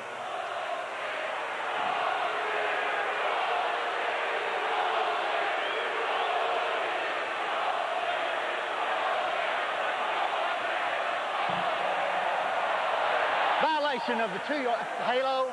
Be a 5-yard penalty. First down, Nebraska. Oh, that'll move Nebraska over to the Colorado side of the field at the 47.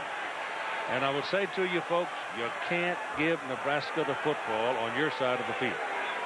Well, that's a penalty we've seen called all year long. We've seen that called more than fouls on other types of fouls on the kicking game. That is the #1 foul we've seen this year.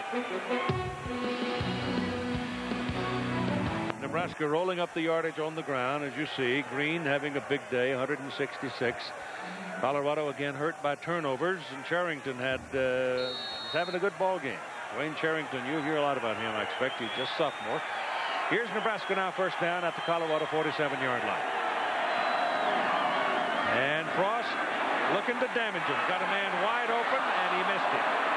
I mean, there wasn't anybody around. There was nobody within 20 yards of him. The biggest decision was, do I keep going to the center of the field, or do I break to the outside? Bobby Newcomb, number 12, had drifted out into the middle. And I'll guarantee you, if he catches it, there isn't anybody in a black shirt that's going to catch it. Yeah, watch this from the end zone. He's going to come from the right side of your screen, play action fake. I mean, look at the middle of the field. Yeah, right there, stop it there. Here's the receiver. Now just watch.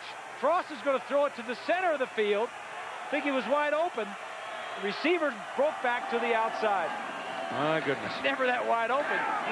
You always have a defensive man to run the route off of. And there was no reference point there.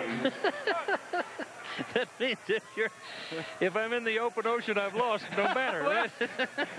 Yes. Get him a compass. Sophisticated passing teams have rules and regulations about pass routes and things, but I don't think Nebraska works that long and hard on their pass game. This is the best starting point the Huskers have had all day. It's 3rd down and 8 from the 45. Cross throws, and it's through the hands of Chevin Wiggins. He could have touched that one a little bit. And probably made it work. So it's 4th down. They had some pressure on him. Scott knows he's a little upset that he could have completed this one, but there was a little pressure on the quarterback. He could have caught that. Could have caught it. Yeah. If you're a wide receiver, he'd say, well, it was a little too high. Ty Gregorak, that true freshman of Colorado, was getting into Scott Frost's face that time, forcing Todd to throw it probably before he wanted to. So Jesse Cush comes on, 36 and 46, his previous 2 punts. And that's an old knuckleball. That's going to go. Look at that thing bounce just exactly right for the Huskers. They're going to down it at the 9-yard line with 12 minutes and 25 seconds to play in the old ball game. The Colorado Buffaloes starting at their own 9-yard line. This is the 9th possession of the ball game for them. 8 of those 9 have started at their 20 or worse. So it has been field position favoring Nebraska virtually all day, but that's a good play there. Pass completed to Brody Hefner. First time the tight end has seen it today, and it moves the chain. And he's getting great pass protection on 1st down, Keith. If they threw on 1st down all day, John would have a lot of time to throw. But when they have to get good protection on 3rd and 8, 3rd and 9, it's just not there. 52,738 at the ballpark. 2nd down and 1 after the completion. And there's a penalty flag, and he's I think he might have had his first down, but let's see about the old flag with Tuttle carrying it.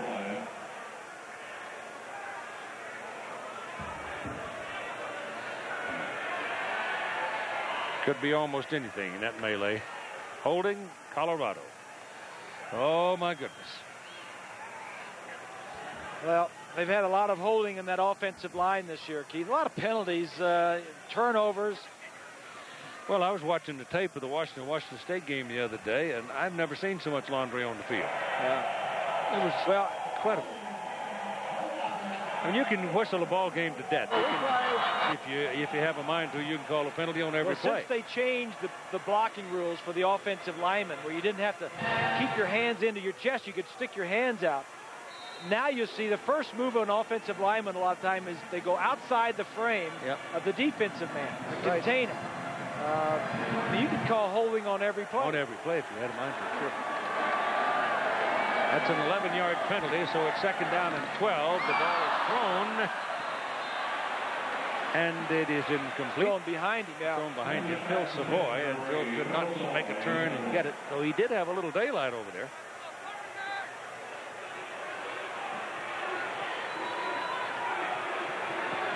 There's a look from behind the offense. Quick passing. The ball was out in front of him a little bit. He might have some running room. Number 16 is Sweeney, the true freshman. They've thrown a lot of balls in his direction today. He's got one interception, too. Yes, he does. 3rd down and 12.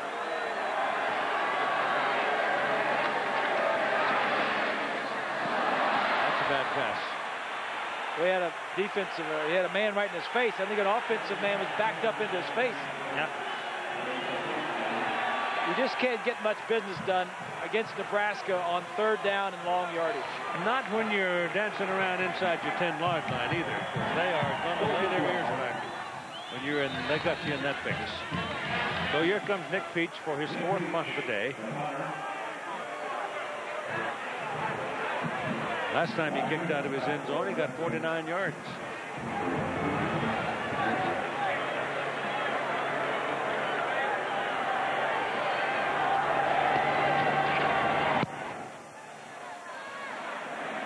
That can be returned. Taken by Lance Brown, and can't turn himself upfield too quickly, so he's at the 42-yard line of Colorado. 1st down for the Huskers. 27-10. The Huskers have control of the ball game right now against Colorado, and Saturday on 1 Eastern regional action here on ABC as we have Penn State at Michigan State. We have Georgia and Georgia Tech. Check your local listings for the game in your area, and then after football at 4:30 Eastern, the Skins game. Brett Couples withdrew from the Skins game, replaced by David Duval. So he goes with Tom Lehman, Mark O'Mara, and Tiger Woods. This is Amon Green carrying the ball for the Nebraska Cornhuskers. Where are they playing those skin games, Keith? La Quinta. Rancho La Quinta in Palm Springs area. It's been raining out there. I don't know how the weather is now. But these Nebraska Cornhuskers are making a statement. They scored 70-odd points last week. They had their scare and in Columbia against Missouri and had a miracle to help them bail it out. Makovica is just planted by Murkison on that carry on 2nd down and short, but it's still close to the 1st down because of the offensive line surge. One of the problems this year for Colorado is that man right there, Murkison, has missed 6 games. He's their best defensive player, and they certainly have had a multitude of problems this year, both on offense and defense, but losing him for 6 of the games has been a problem. Aaron Taylor commenting on Nebraska's position now as they are 2nd in the national polls and at one time were 3rd, and all this bouncing around, and they were a little miffed because they lost a place despite the fact they won. But Taylor said this about the circumstance of the Cornhuskers and this national championship business. Without considering Nebraska in this, it's just not a national championship. You know, that's the way we feel around here. And, you know, we've had the consistency throughout the past years that, you know, hey, if we're not there, it's not right. Well, they're going to be there. Well, I agree. They're in the hunt, Keith. If something would happen to Michigan at the Rose Bowl, they could win their third championship in the last 4 years. Frost is going to the bundle on third and very short and won't get it as he overthrows Kenny Cheatham with Ben Kelly defending on the play. But I don't think, unless Michigan gets beat, that Nebraska will have a chance, because I think a lot of the voters will remember how lucky they were and fortunate against Missouri to win that game.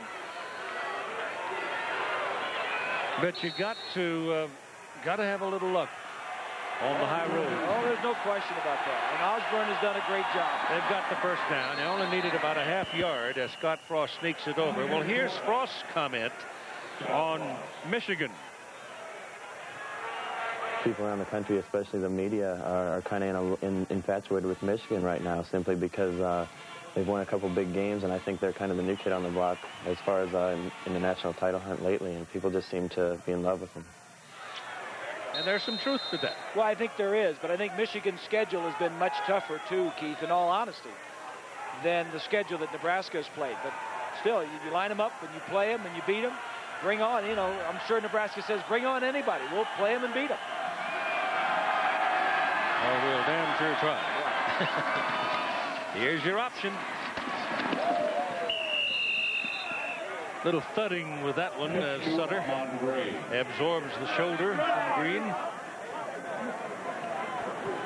Sometimes these big old running backs will just drop that shoulder, and if they get a defender just right, I mean, they can turn him upside down. And that was almost the case there. This is the last weekend of the regular season, Keith, and, as we're liking to do sometimes, talk about the surprise teams of the year a little bit, and who had good years and who didn't.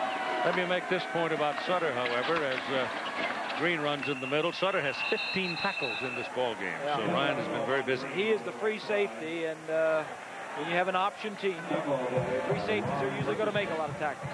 You got 9.5 minutes to play in this ball game, and Nebraska is chewing on the clock right now, leading by a score of 27-10. They've got all the points they feel they need, I think. I think your alma mater had a great year, huh? Yes, they did. Winning the Pac-10, Washington State. Nobody expected them to go 10-1. Great for Mike Price. Mike Price did an outstanding job. And here's Scott Frost had a touchdown in his hands in the corner of the end zone if he'd have thrown it down there, but he elected to go instead to Green, and Hannibal Davies just ate him up. Cheatham was on a fly to the corner. That's what Cheatham was saying. What was wrong with me? Well, Scott says, hey, I had some men in my face and I couldn't see you, partner. So this is going to bring up. See, he couldn't see downfield. And, he says, take a look downfield. If he's not there, get rid of it quickly to your outlet. It'll bring in a punt. Jesse Cush will punt. It'll be his fourth of the day, and he should hit it around the 45-yard line with Damon Wheeler deep for Colorado. Trying to hang it up there, but that's in the end zone. So it'll come out to the 20 where the Buffaloes will have it. First down.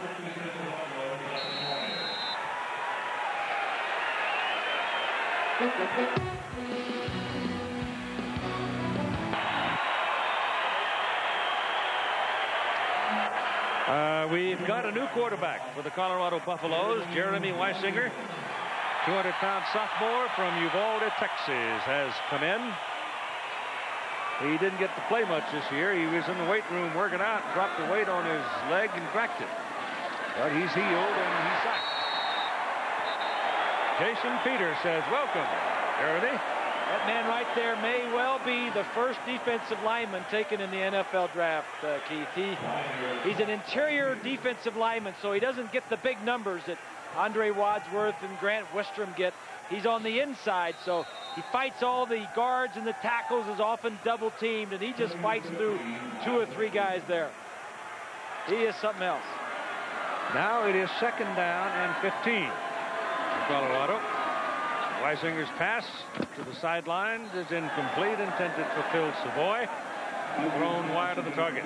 Talking about surprise teams this year, my alma mater did all right. Yes, they did. Joe Tiller. Joe Tiller did a great job of restoring the winning tradition there at Purdue. And he brought a new kind of an offense to the Big Ten, didn't he? Well, he did. They said, I don't know if that one back, three wide receiver passing could win in the Big Ten and the weather and all that. Well, he said, have you ever seen the weather in Wyoming in November? That's right. And Harvard went 7-0 in the Ivy League. Harvard, yes. 7-0. Third down play. Third and long. Weisinger is down. Rucker is there and Ortiz.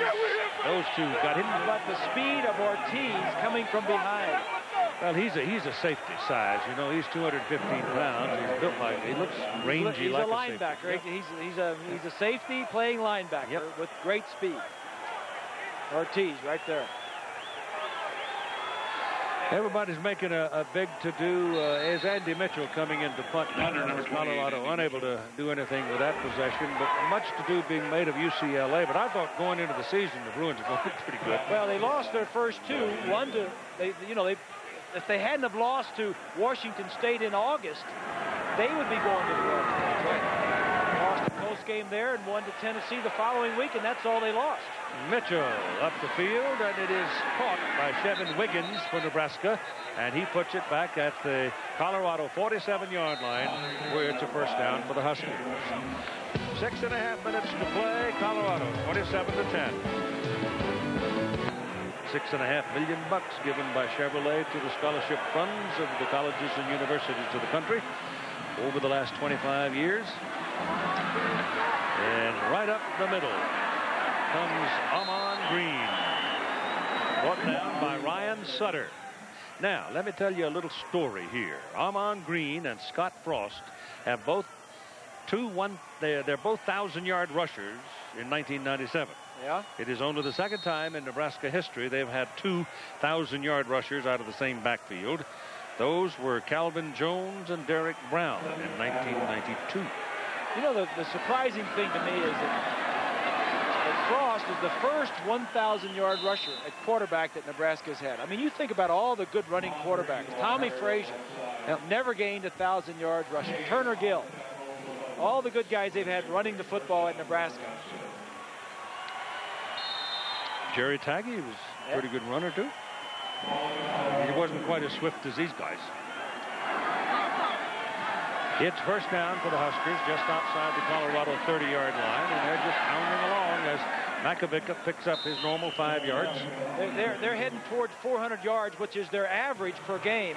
And with that, this will make the 11th rushing title for Tom Osborne in his 25 years at Nebraska. They're going to win the rushing title this year, and this will be the 11th time. You know, we can't do this surprise teams or teams that had good years without mentioning Larry Smith at Missouri. No, sir. He's done a heck of a job. And Bob Simmons at Oklahoma State. Yep. I mean, a couple teams here in the Big 12. Ball come loose. Colorado said it did. Officials are still pondering it. Yes. Buffaloes get it. So they squeezed it loose. Ryan Black came out of there with it. Ryan Sutter is going to get this ball out of there, Keith. He's got like 15, 16 tackles. Number 36. That's Sutter. He just pulls it out of there. Black picked it up. And that's the first turnover for Nebraska today. And Colorado will get the ball at the 23-yard line. There's 4 minutes and 59 seconds to play in the ball game, and the Buffs would dearly love to put one on the board. All right, who's the best offensive player you've seen this year? Caden McNown ain't bad. McNown, Ryan Leaf. We saw Leaf. How about Peyton Manning? And we got a timeout call right here. John Hessler back in at quarterback. And there's time. We'll be back.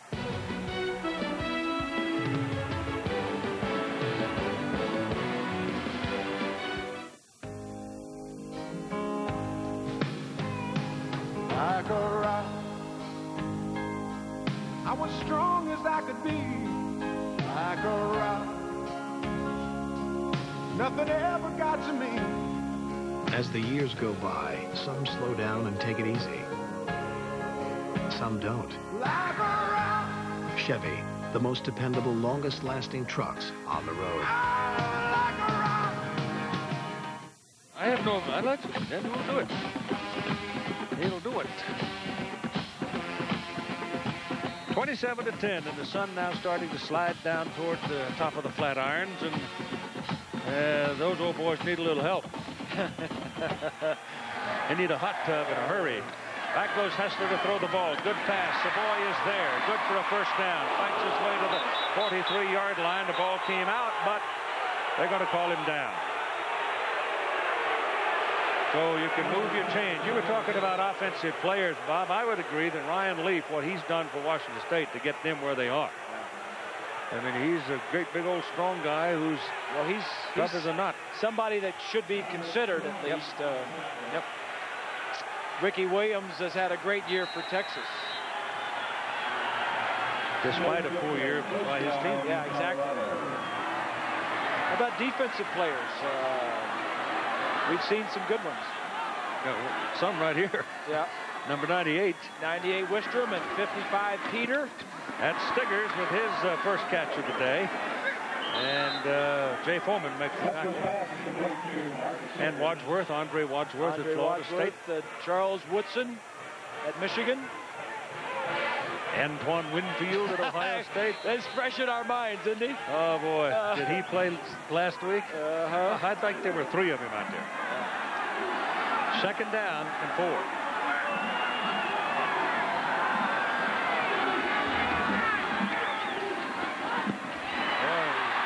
Hessler's got it. He's in rhythm right now. It's nailed right to the numbers on Chris Anderson, and another first down. And that'll put the ball down about the Nebraska 36-yard line. I think one of the reasons Rick may have put Hessler back in the game because this is his last game at Colorado, 5th-year senior. Well, he'd been beat up terribly in the previous series down there inside his 10-yard line. They hadn't given him a chance to collect his thoughts. First down. Going deep.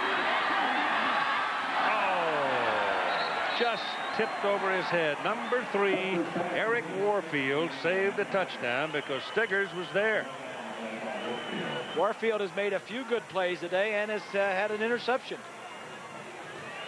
Neuheisel said we're going to test him deep. Nice play.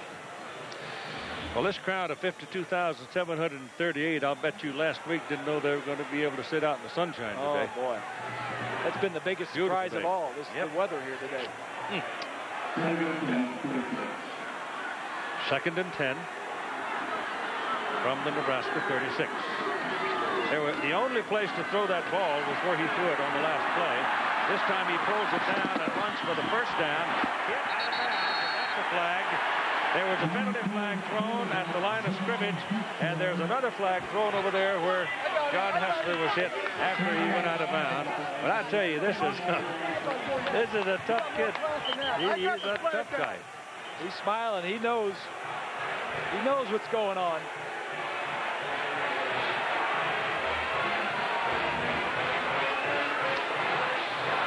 That's McFarland, number 4. They are way out of bounds. You can't see it. But they were about 4 or 5 feet out of bounds. Well, they're debating over the first penalty versus the second penalty. They've been a holding in the backfield. How about comeback players of the year, Keith? Guys that may have been injured last year or came back and played. Sam Coward is one that comes Jumps to mind. out, yeah. Skip Hicks was at UCLA. Running back was buggered up a bit last year and has come back for a big year. There's 2 flags on the play.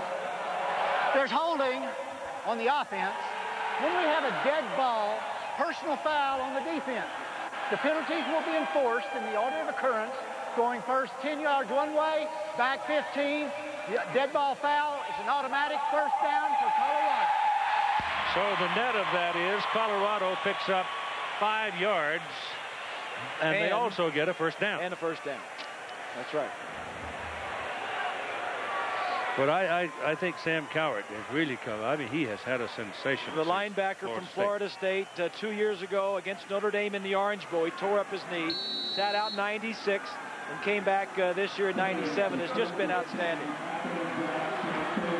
First down for the Buffaloes at the Nebraska 34, 3:37 to play in the ball game. Pressure coming. Passes away. It is caught by Trotman. And what might well have been a big sack and a big loss turns into about a 2-yard gain. Everybody was coming. McFarland was coming toward Hessler. I mean,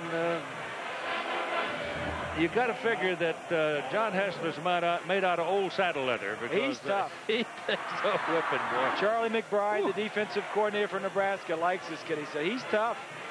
You know, he gets after all the quarterbacks, Nebraska does, but he said this kid is tough. He keeps coming back. Let's go to Rick Neuheisel. A comment from him on, and the media around this area has pounded old Rick pretty good this year, and I'm not totally sure that he had all of it coming. A lot of it was kind of smart aleck stuff, but this is a comment of Neuheisel as he sits in his position today at the end of this season. I am going to coach like I know how to coach, and I'm going to trust my instincts as to how to run a program. I said when I took this job that I can live with failure if I do it my way. I would be very disappointed if I try to change who I am and my belief system just to satisfy those who would have me be another way. And part of the reason some of the writers and the people who are on him around here is because of some of the off-field things, taking the kids bowling and canoeing and skiing and rafting and things like that. Says this is supposed to be fun, and because of that, they correlate that to being a lack of discipline in this program, which I don't think there is a lack of discipline. Here's Snickers, touchdown! That's as pretty as you can do it. He'll remember that one forever.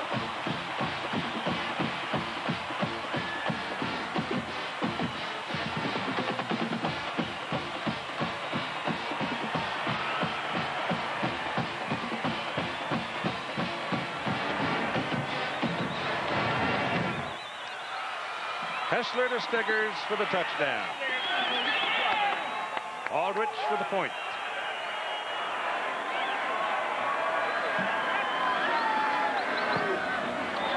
It's good. And it's 27-17 with 3 minutes and 16 seconds to play in the ball game. You got the 3 wide receivers, the 3 defensive backs. The bottom receiver is going to go run down and run to the deep post. There's going to be 3 white shirts back there. But watch as Hessler throws it to the outside man, far enough to get it over the outstretched arms of number 16, Sweeney.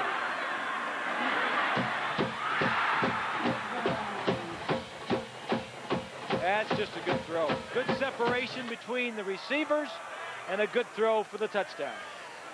And it's a 10-point ball game, and a 10-point ball game with Nebraska in the fourth quarter ain't bad.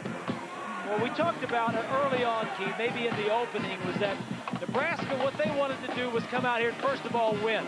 But secondly, they want to come out here from some style points because this is a common opponent with Michigan. The #1 team in the nation, Nebraska second. Colorado played Michigan. I think they beat them 27-3. Yep.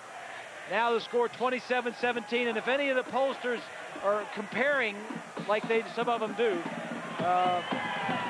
so this is what Nebraska was thinking about coming in.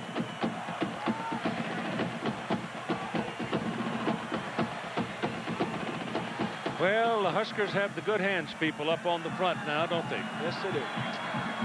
Figuring that they'll try to pop it along the ground and get a bounce.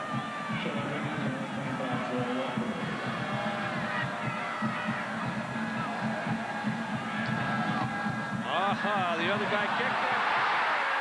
Got a shot at it. It hit a Cornhusker and bounced off of it. And the Buffaloes have it. Fisk, the fullback. Darren Fisk dove on that ball. Well, it bounced off one of the Cornhuskers, and I think it might have been, looked like it might have been 85. debates the tight end. So they had a tight end up there, but it hit him in the chest. But there was a surprise right there as the guy coming across. Yeah, these guys over there didn't expect the ball to come their way. And at the last minute, there it is, and there's the fumble. That's tricky stuff. The place kicker was aimed the other way, and the guy alongside of him popped it over there, and it worked. And Colorado's got the ball at the 45. And Hessler has one man to throw to, and he hits him. It is Phil Savoy at the 33-yard line of Nebraska. 3 minutes and 18 seconds to play, and it's a 10-point game. The defensive backs for Nebraska are young freshmen and true sophomores. The strength is in the pass rush. They need to get some pass rush going on Colorado. Robert Toller checks in at a wide out for Colorado on first down. Hessler back, getting better protection, completes the pass to corner, out of bounds at the 18-yard line, pushed down by Foreman. Move the chains again. This looks like a flashback to 2 years ago when Hessler and Neuheisel and the Colorado offense were running up and down the field.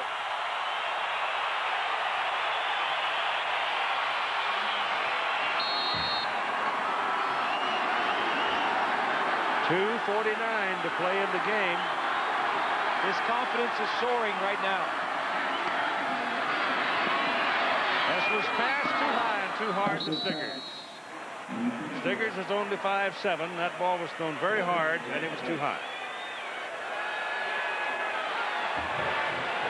That's one of the things that happens with a passer who comes over the top. Sometimes you let it go too soon. Sometimes you let it go too late. Right. And accuracy is a problem. Jason Peter. You know, that defensive front for Nebraska might be getting a little tired. Yeah, I think so, especially in this thin air, Keith. Yep.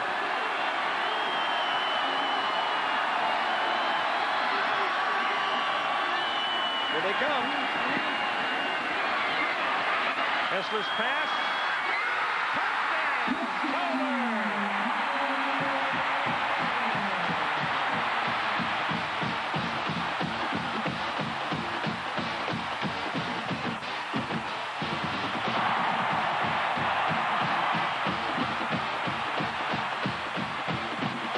Oh, this is why we hunker down. Hunker down. That's why you play them. Aldrich for the point.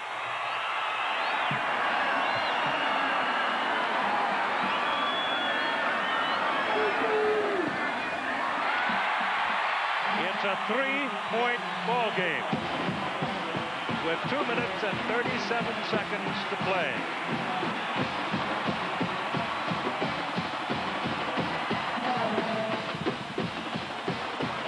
So look at the protection. It's there. Ortiz can't get there. He just barely got the ball off in time. Toller, who is a backup wide receiver, only caught 5 balls coming into the game, makes his biggest reception of the year. And Hessler now has gone to 250 yards in the ball game, and he's jacked. And that man you saw there huffing and puffing, that was Jason Peter. They are getting a little winded. It's tough to pursue, and that's what they've been doing all day. And it may just have bought that fraction of time that he needed. Hessler has 250 yards in the second half alone. Not a bad way to go out, John. Well,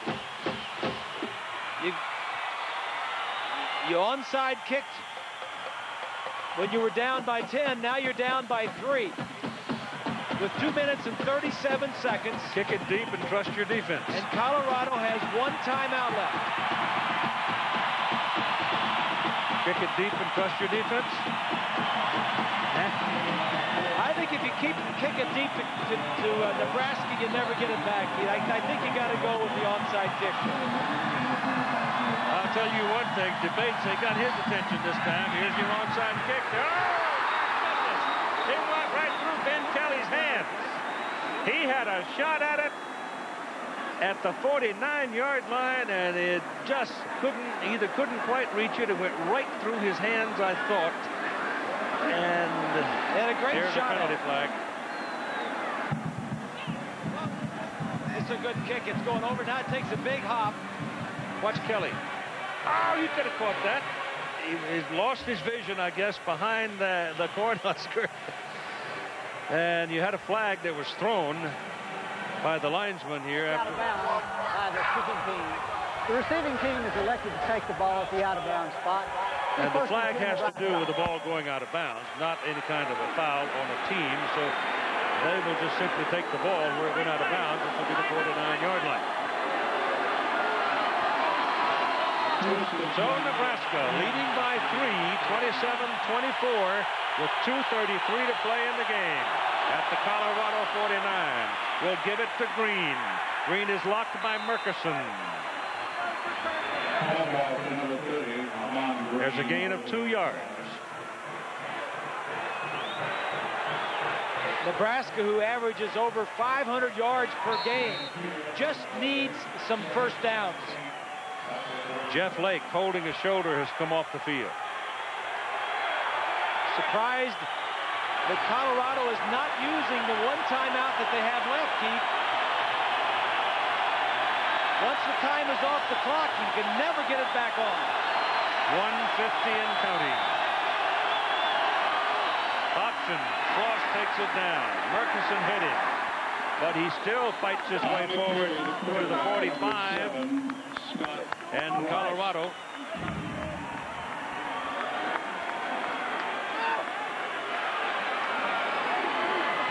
a player came off the sideline and called timeout on the Colorado side, and the head linesman gave it to him, and they're going to charge it. Yes, it'll be charged to Colorado, and that's their last one. I think Neuheisel was talking to the line judge over there on the sideline and just called it himself. The player came in and got right in his face. 27-24, 1:44 to play in the ball game, and it is 3rd down and 6 for Nebraska. So figuring that they're not going to get this first down, they'll have to punt it. So he's giving his defense a chance to step up.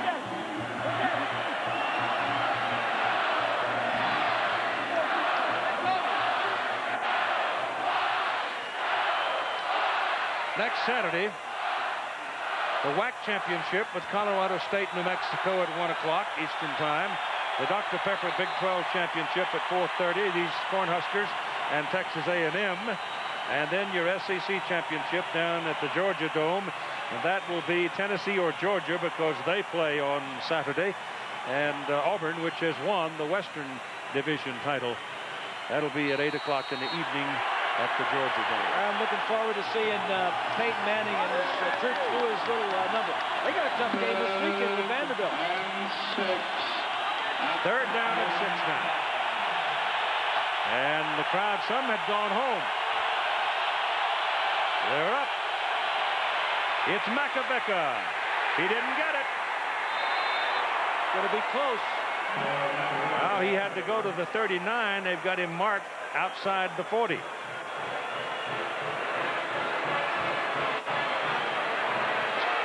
It's 4th down.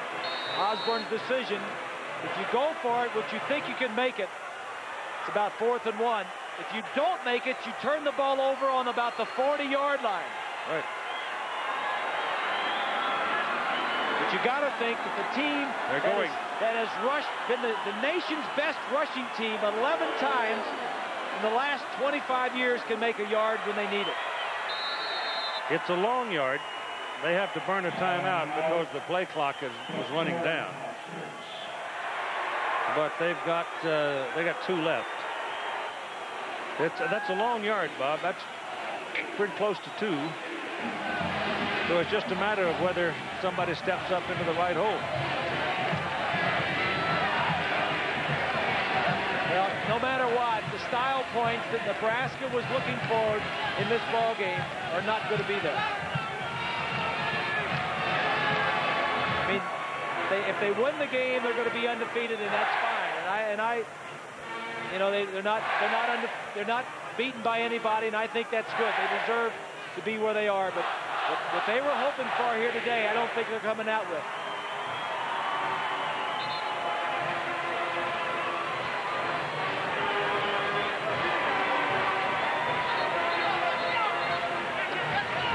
A variety of emotions reflected off those faces. There's the weakness in the schedule for Nebraska is at the top of it. The first two games. And there weren't that many teams in the Big 12 that were capable of stepping up. Kansas State certainly won. Missouri certainly won. A&M, Oklahoma State, much of the season. They didn't play A&M. They'll play A&M next week. Yep. Texas was a bit of a surprise this year. The wheels came off the wagon down there. Scott Frost is checking off.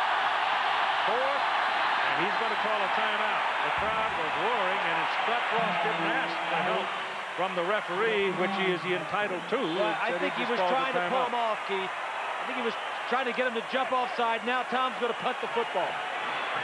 He sends Cush in. He moved. He was just trying to help, maybe pull him off sides. Well, that was all choreographed ahead of time. Cush has had 2 punts blocked this year, if you're wondering about that. This would be his 5th punt.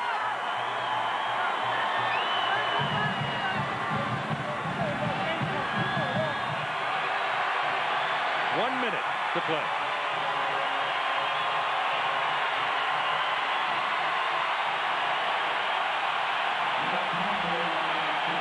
Wheeler is the deep man for the Buffaloes.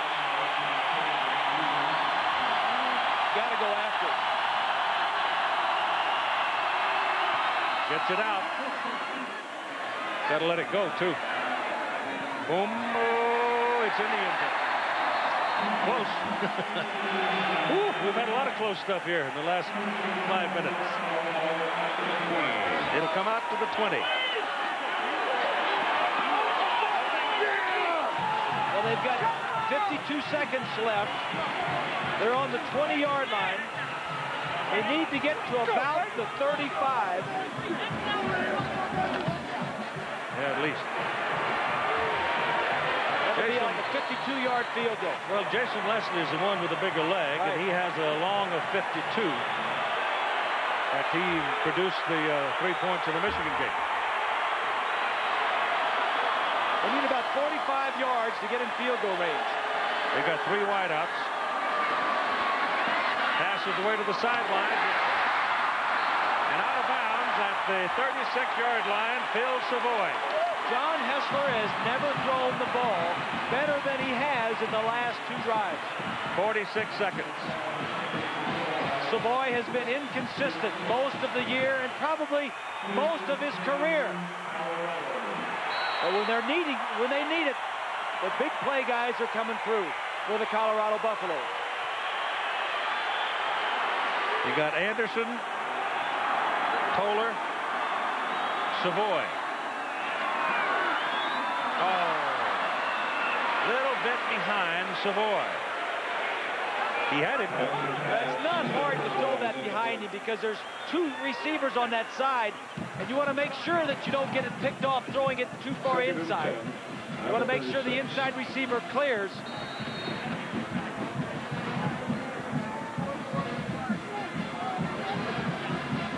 Play comes in. 43 seconds remaining. It was kind of quiet for a while, wasn't it? It was. Javon Green in there. Hessler's pass. No. That was intended for Green, and it was again behind him. But Green had gone maybe he broke it off and went, well, I don't know. Green but he was missed it. running himself into coverage. Yep, he was. Hessler was throwing it to where he was open, and Green was running into coverage. So he's throwing it to the outside, away from those white shirts, and Green, 19, was sliding inside. Green's a freshman. 3rd down and 10, 39 seconds.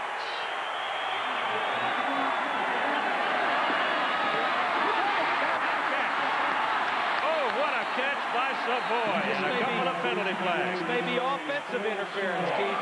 Might be. Sweeney was there. Those 2 flags came real quick. Yeah, no question. This is offense.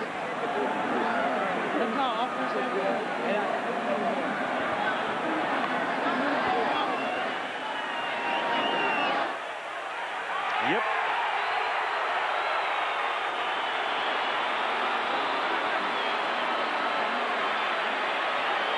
Savoy, one-on-one on Sweeney, the true freshman. There is no doubt or no question about that call, and it's a good call by the back judge on that side. We criticize too many times the officials for not making a call properly. That was the correct call, and it's a killer, because it's 15 yards from the line of scrimmage. Yeah, I think that just released the balloon. Unless there's another miracle floating around.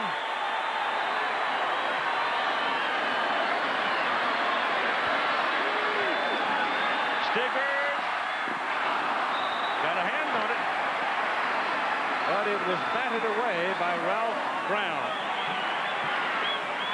The ball was in the air. It could go either way. The hearts of all of the Nebraska players had to be up near their throats, right in front of the bench. And it's a nice play by Brown. So it is 4th down. 25. The 2 plays over on the near side, where the wideouts ran into coverage and the ball was thrown behind them. 2 big plays in this possession. This is the last chance for the Buffalo.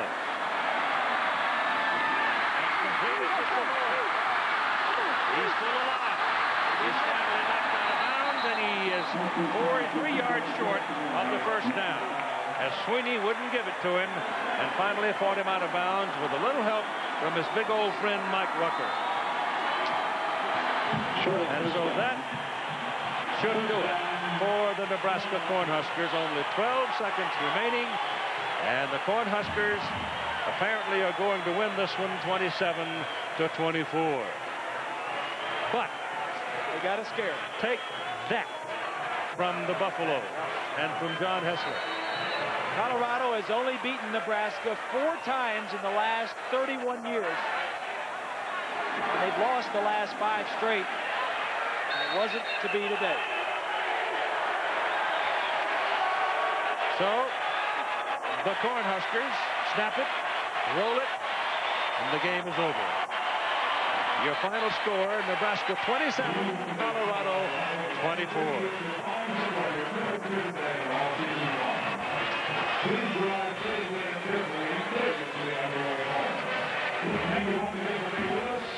Take care of the action. The meeting of the coaches.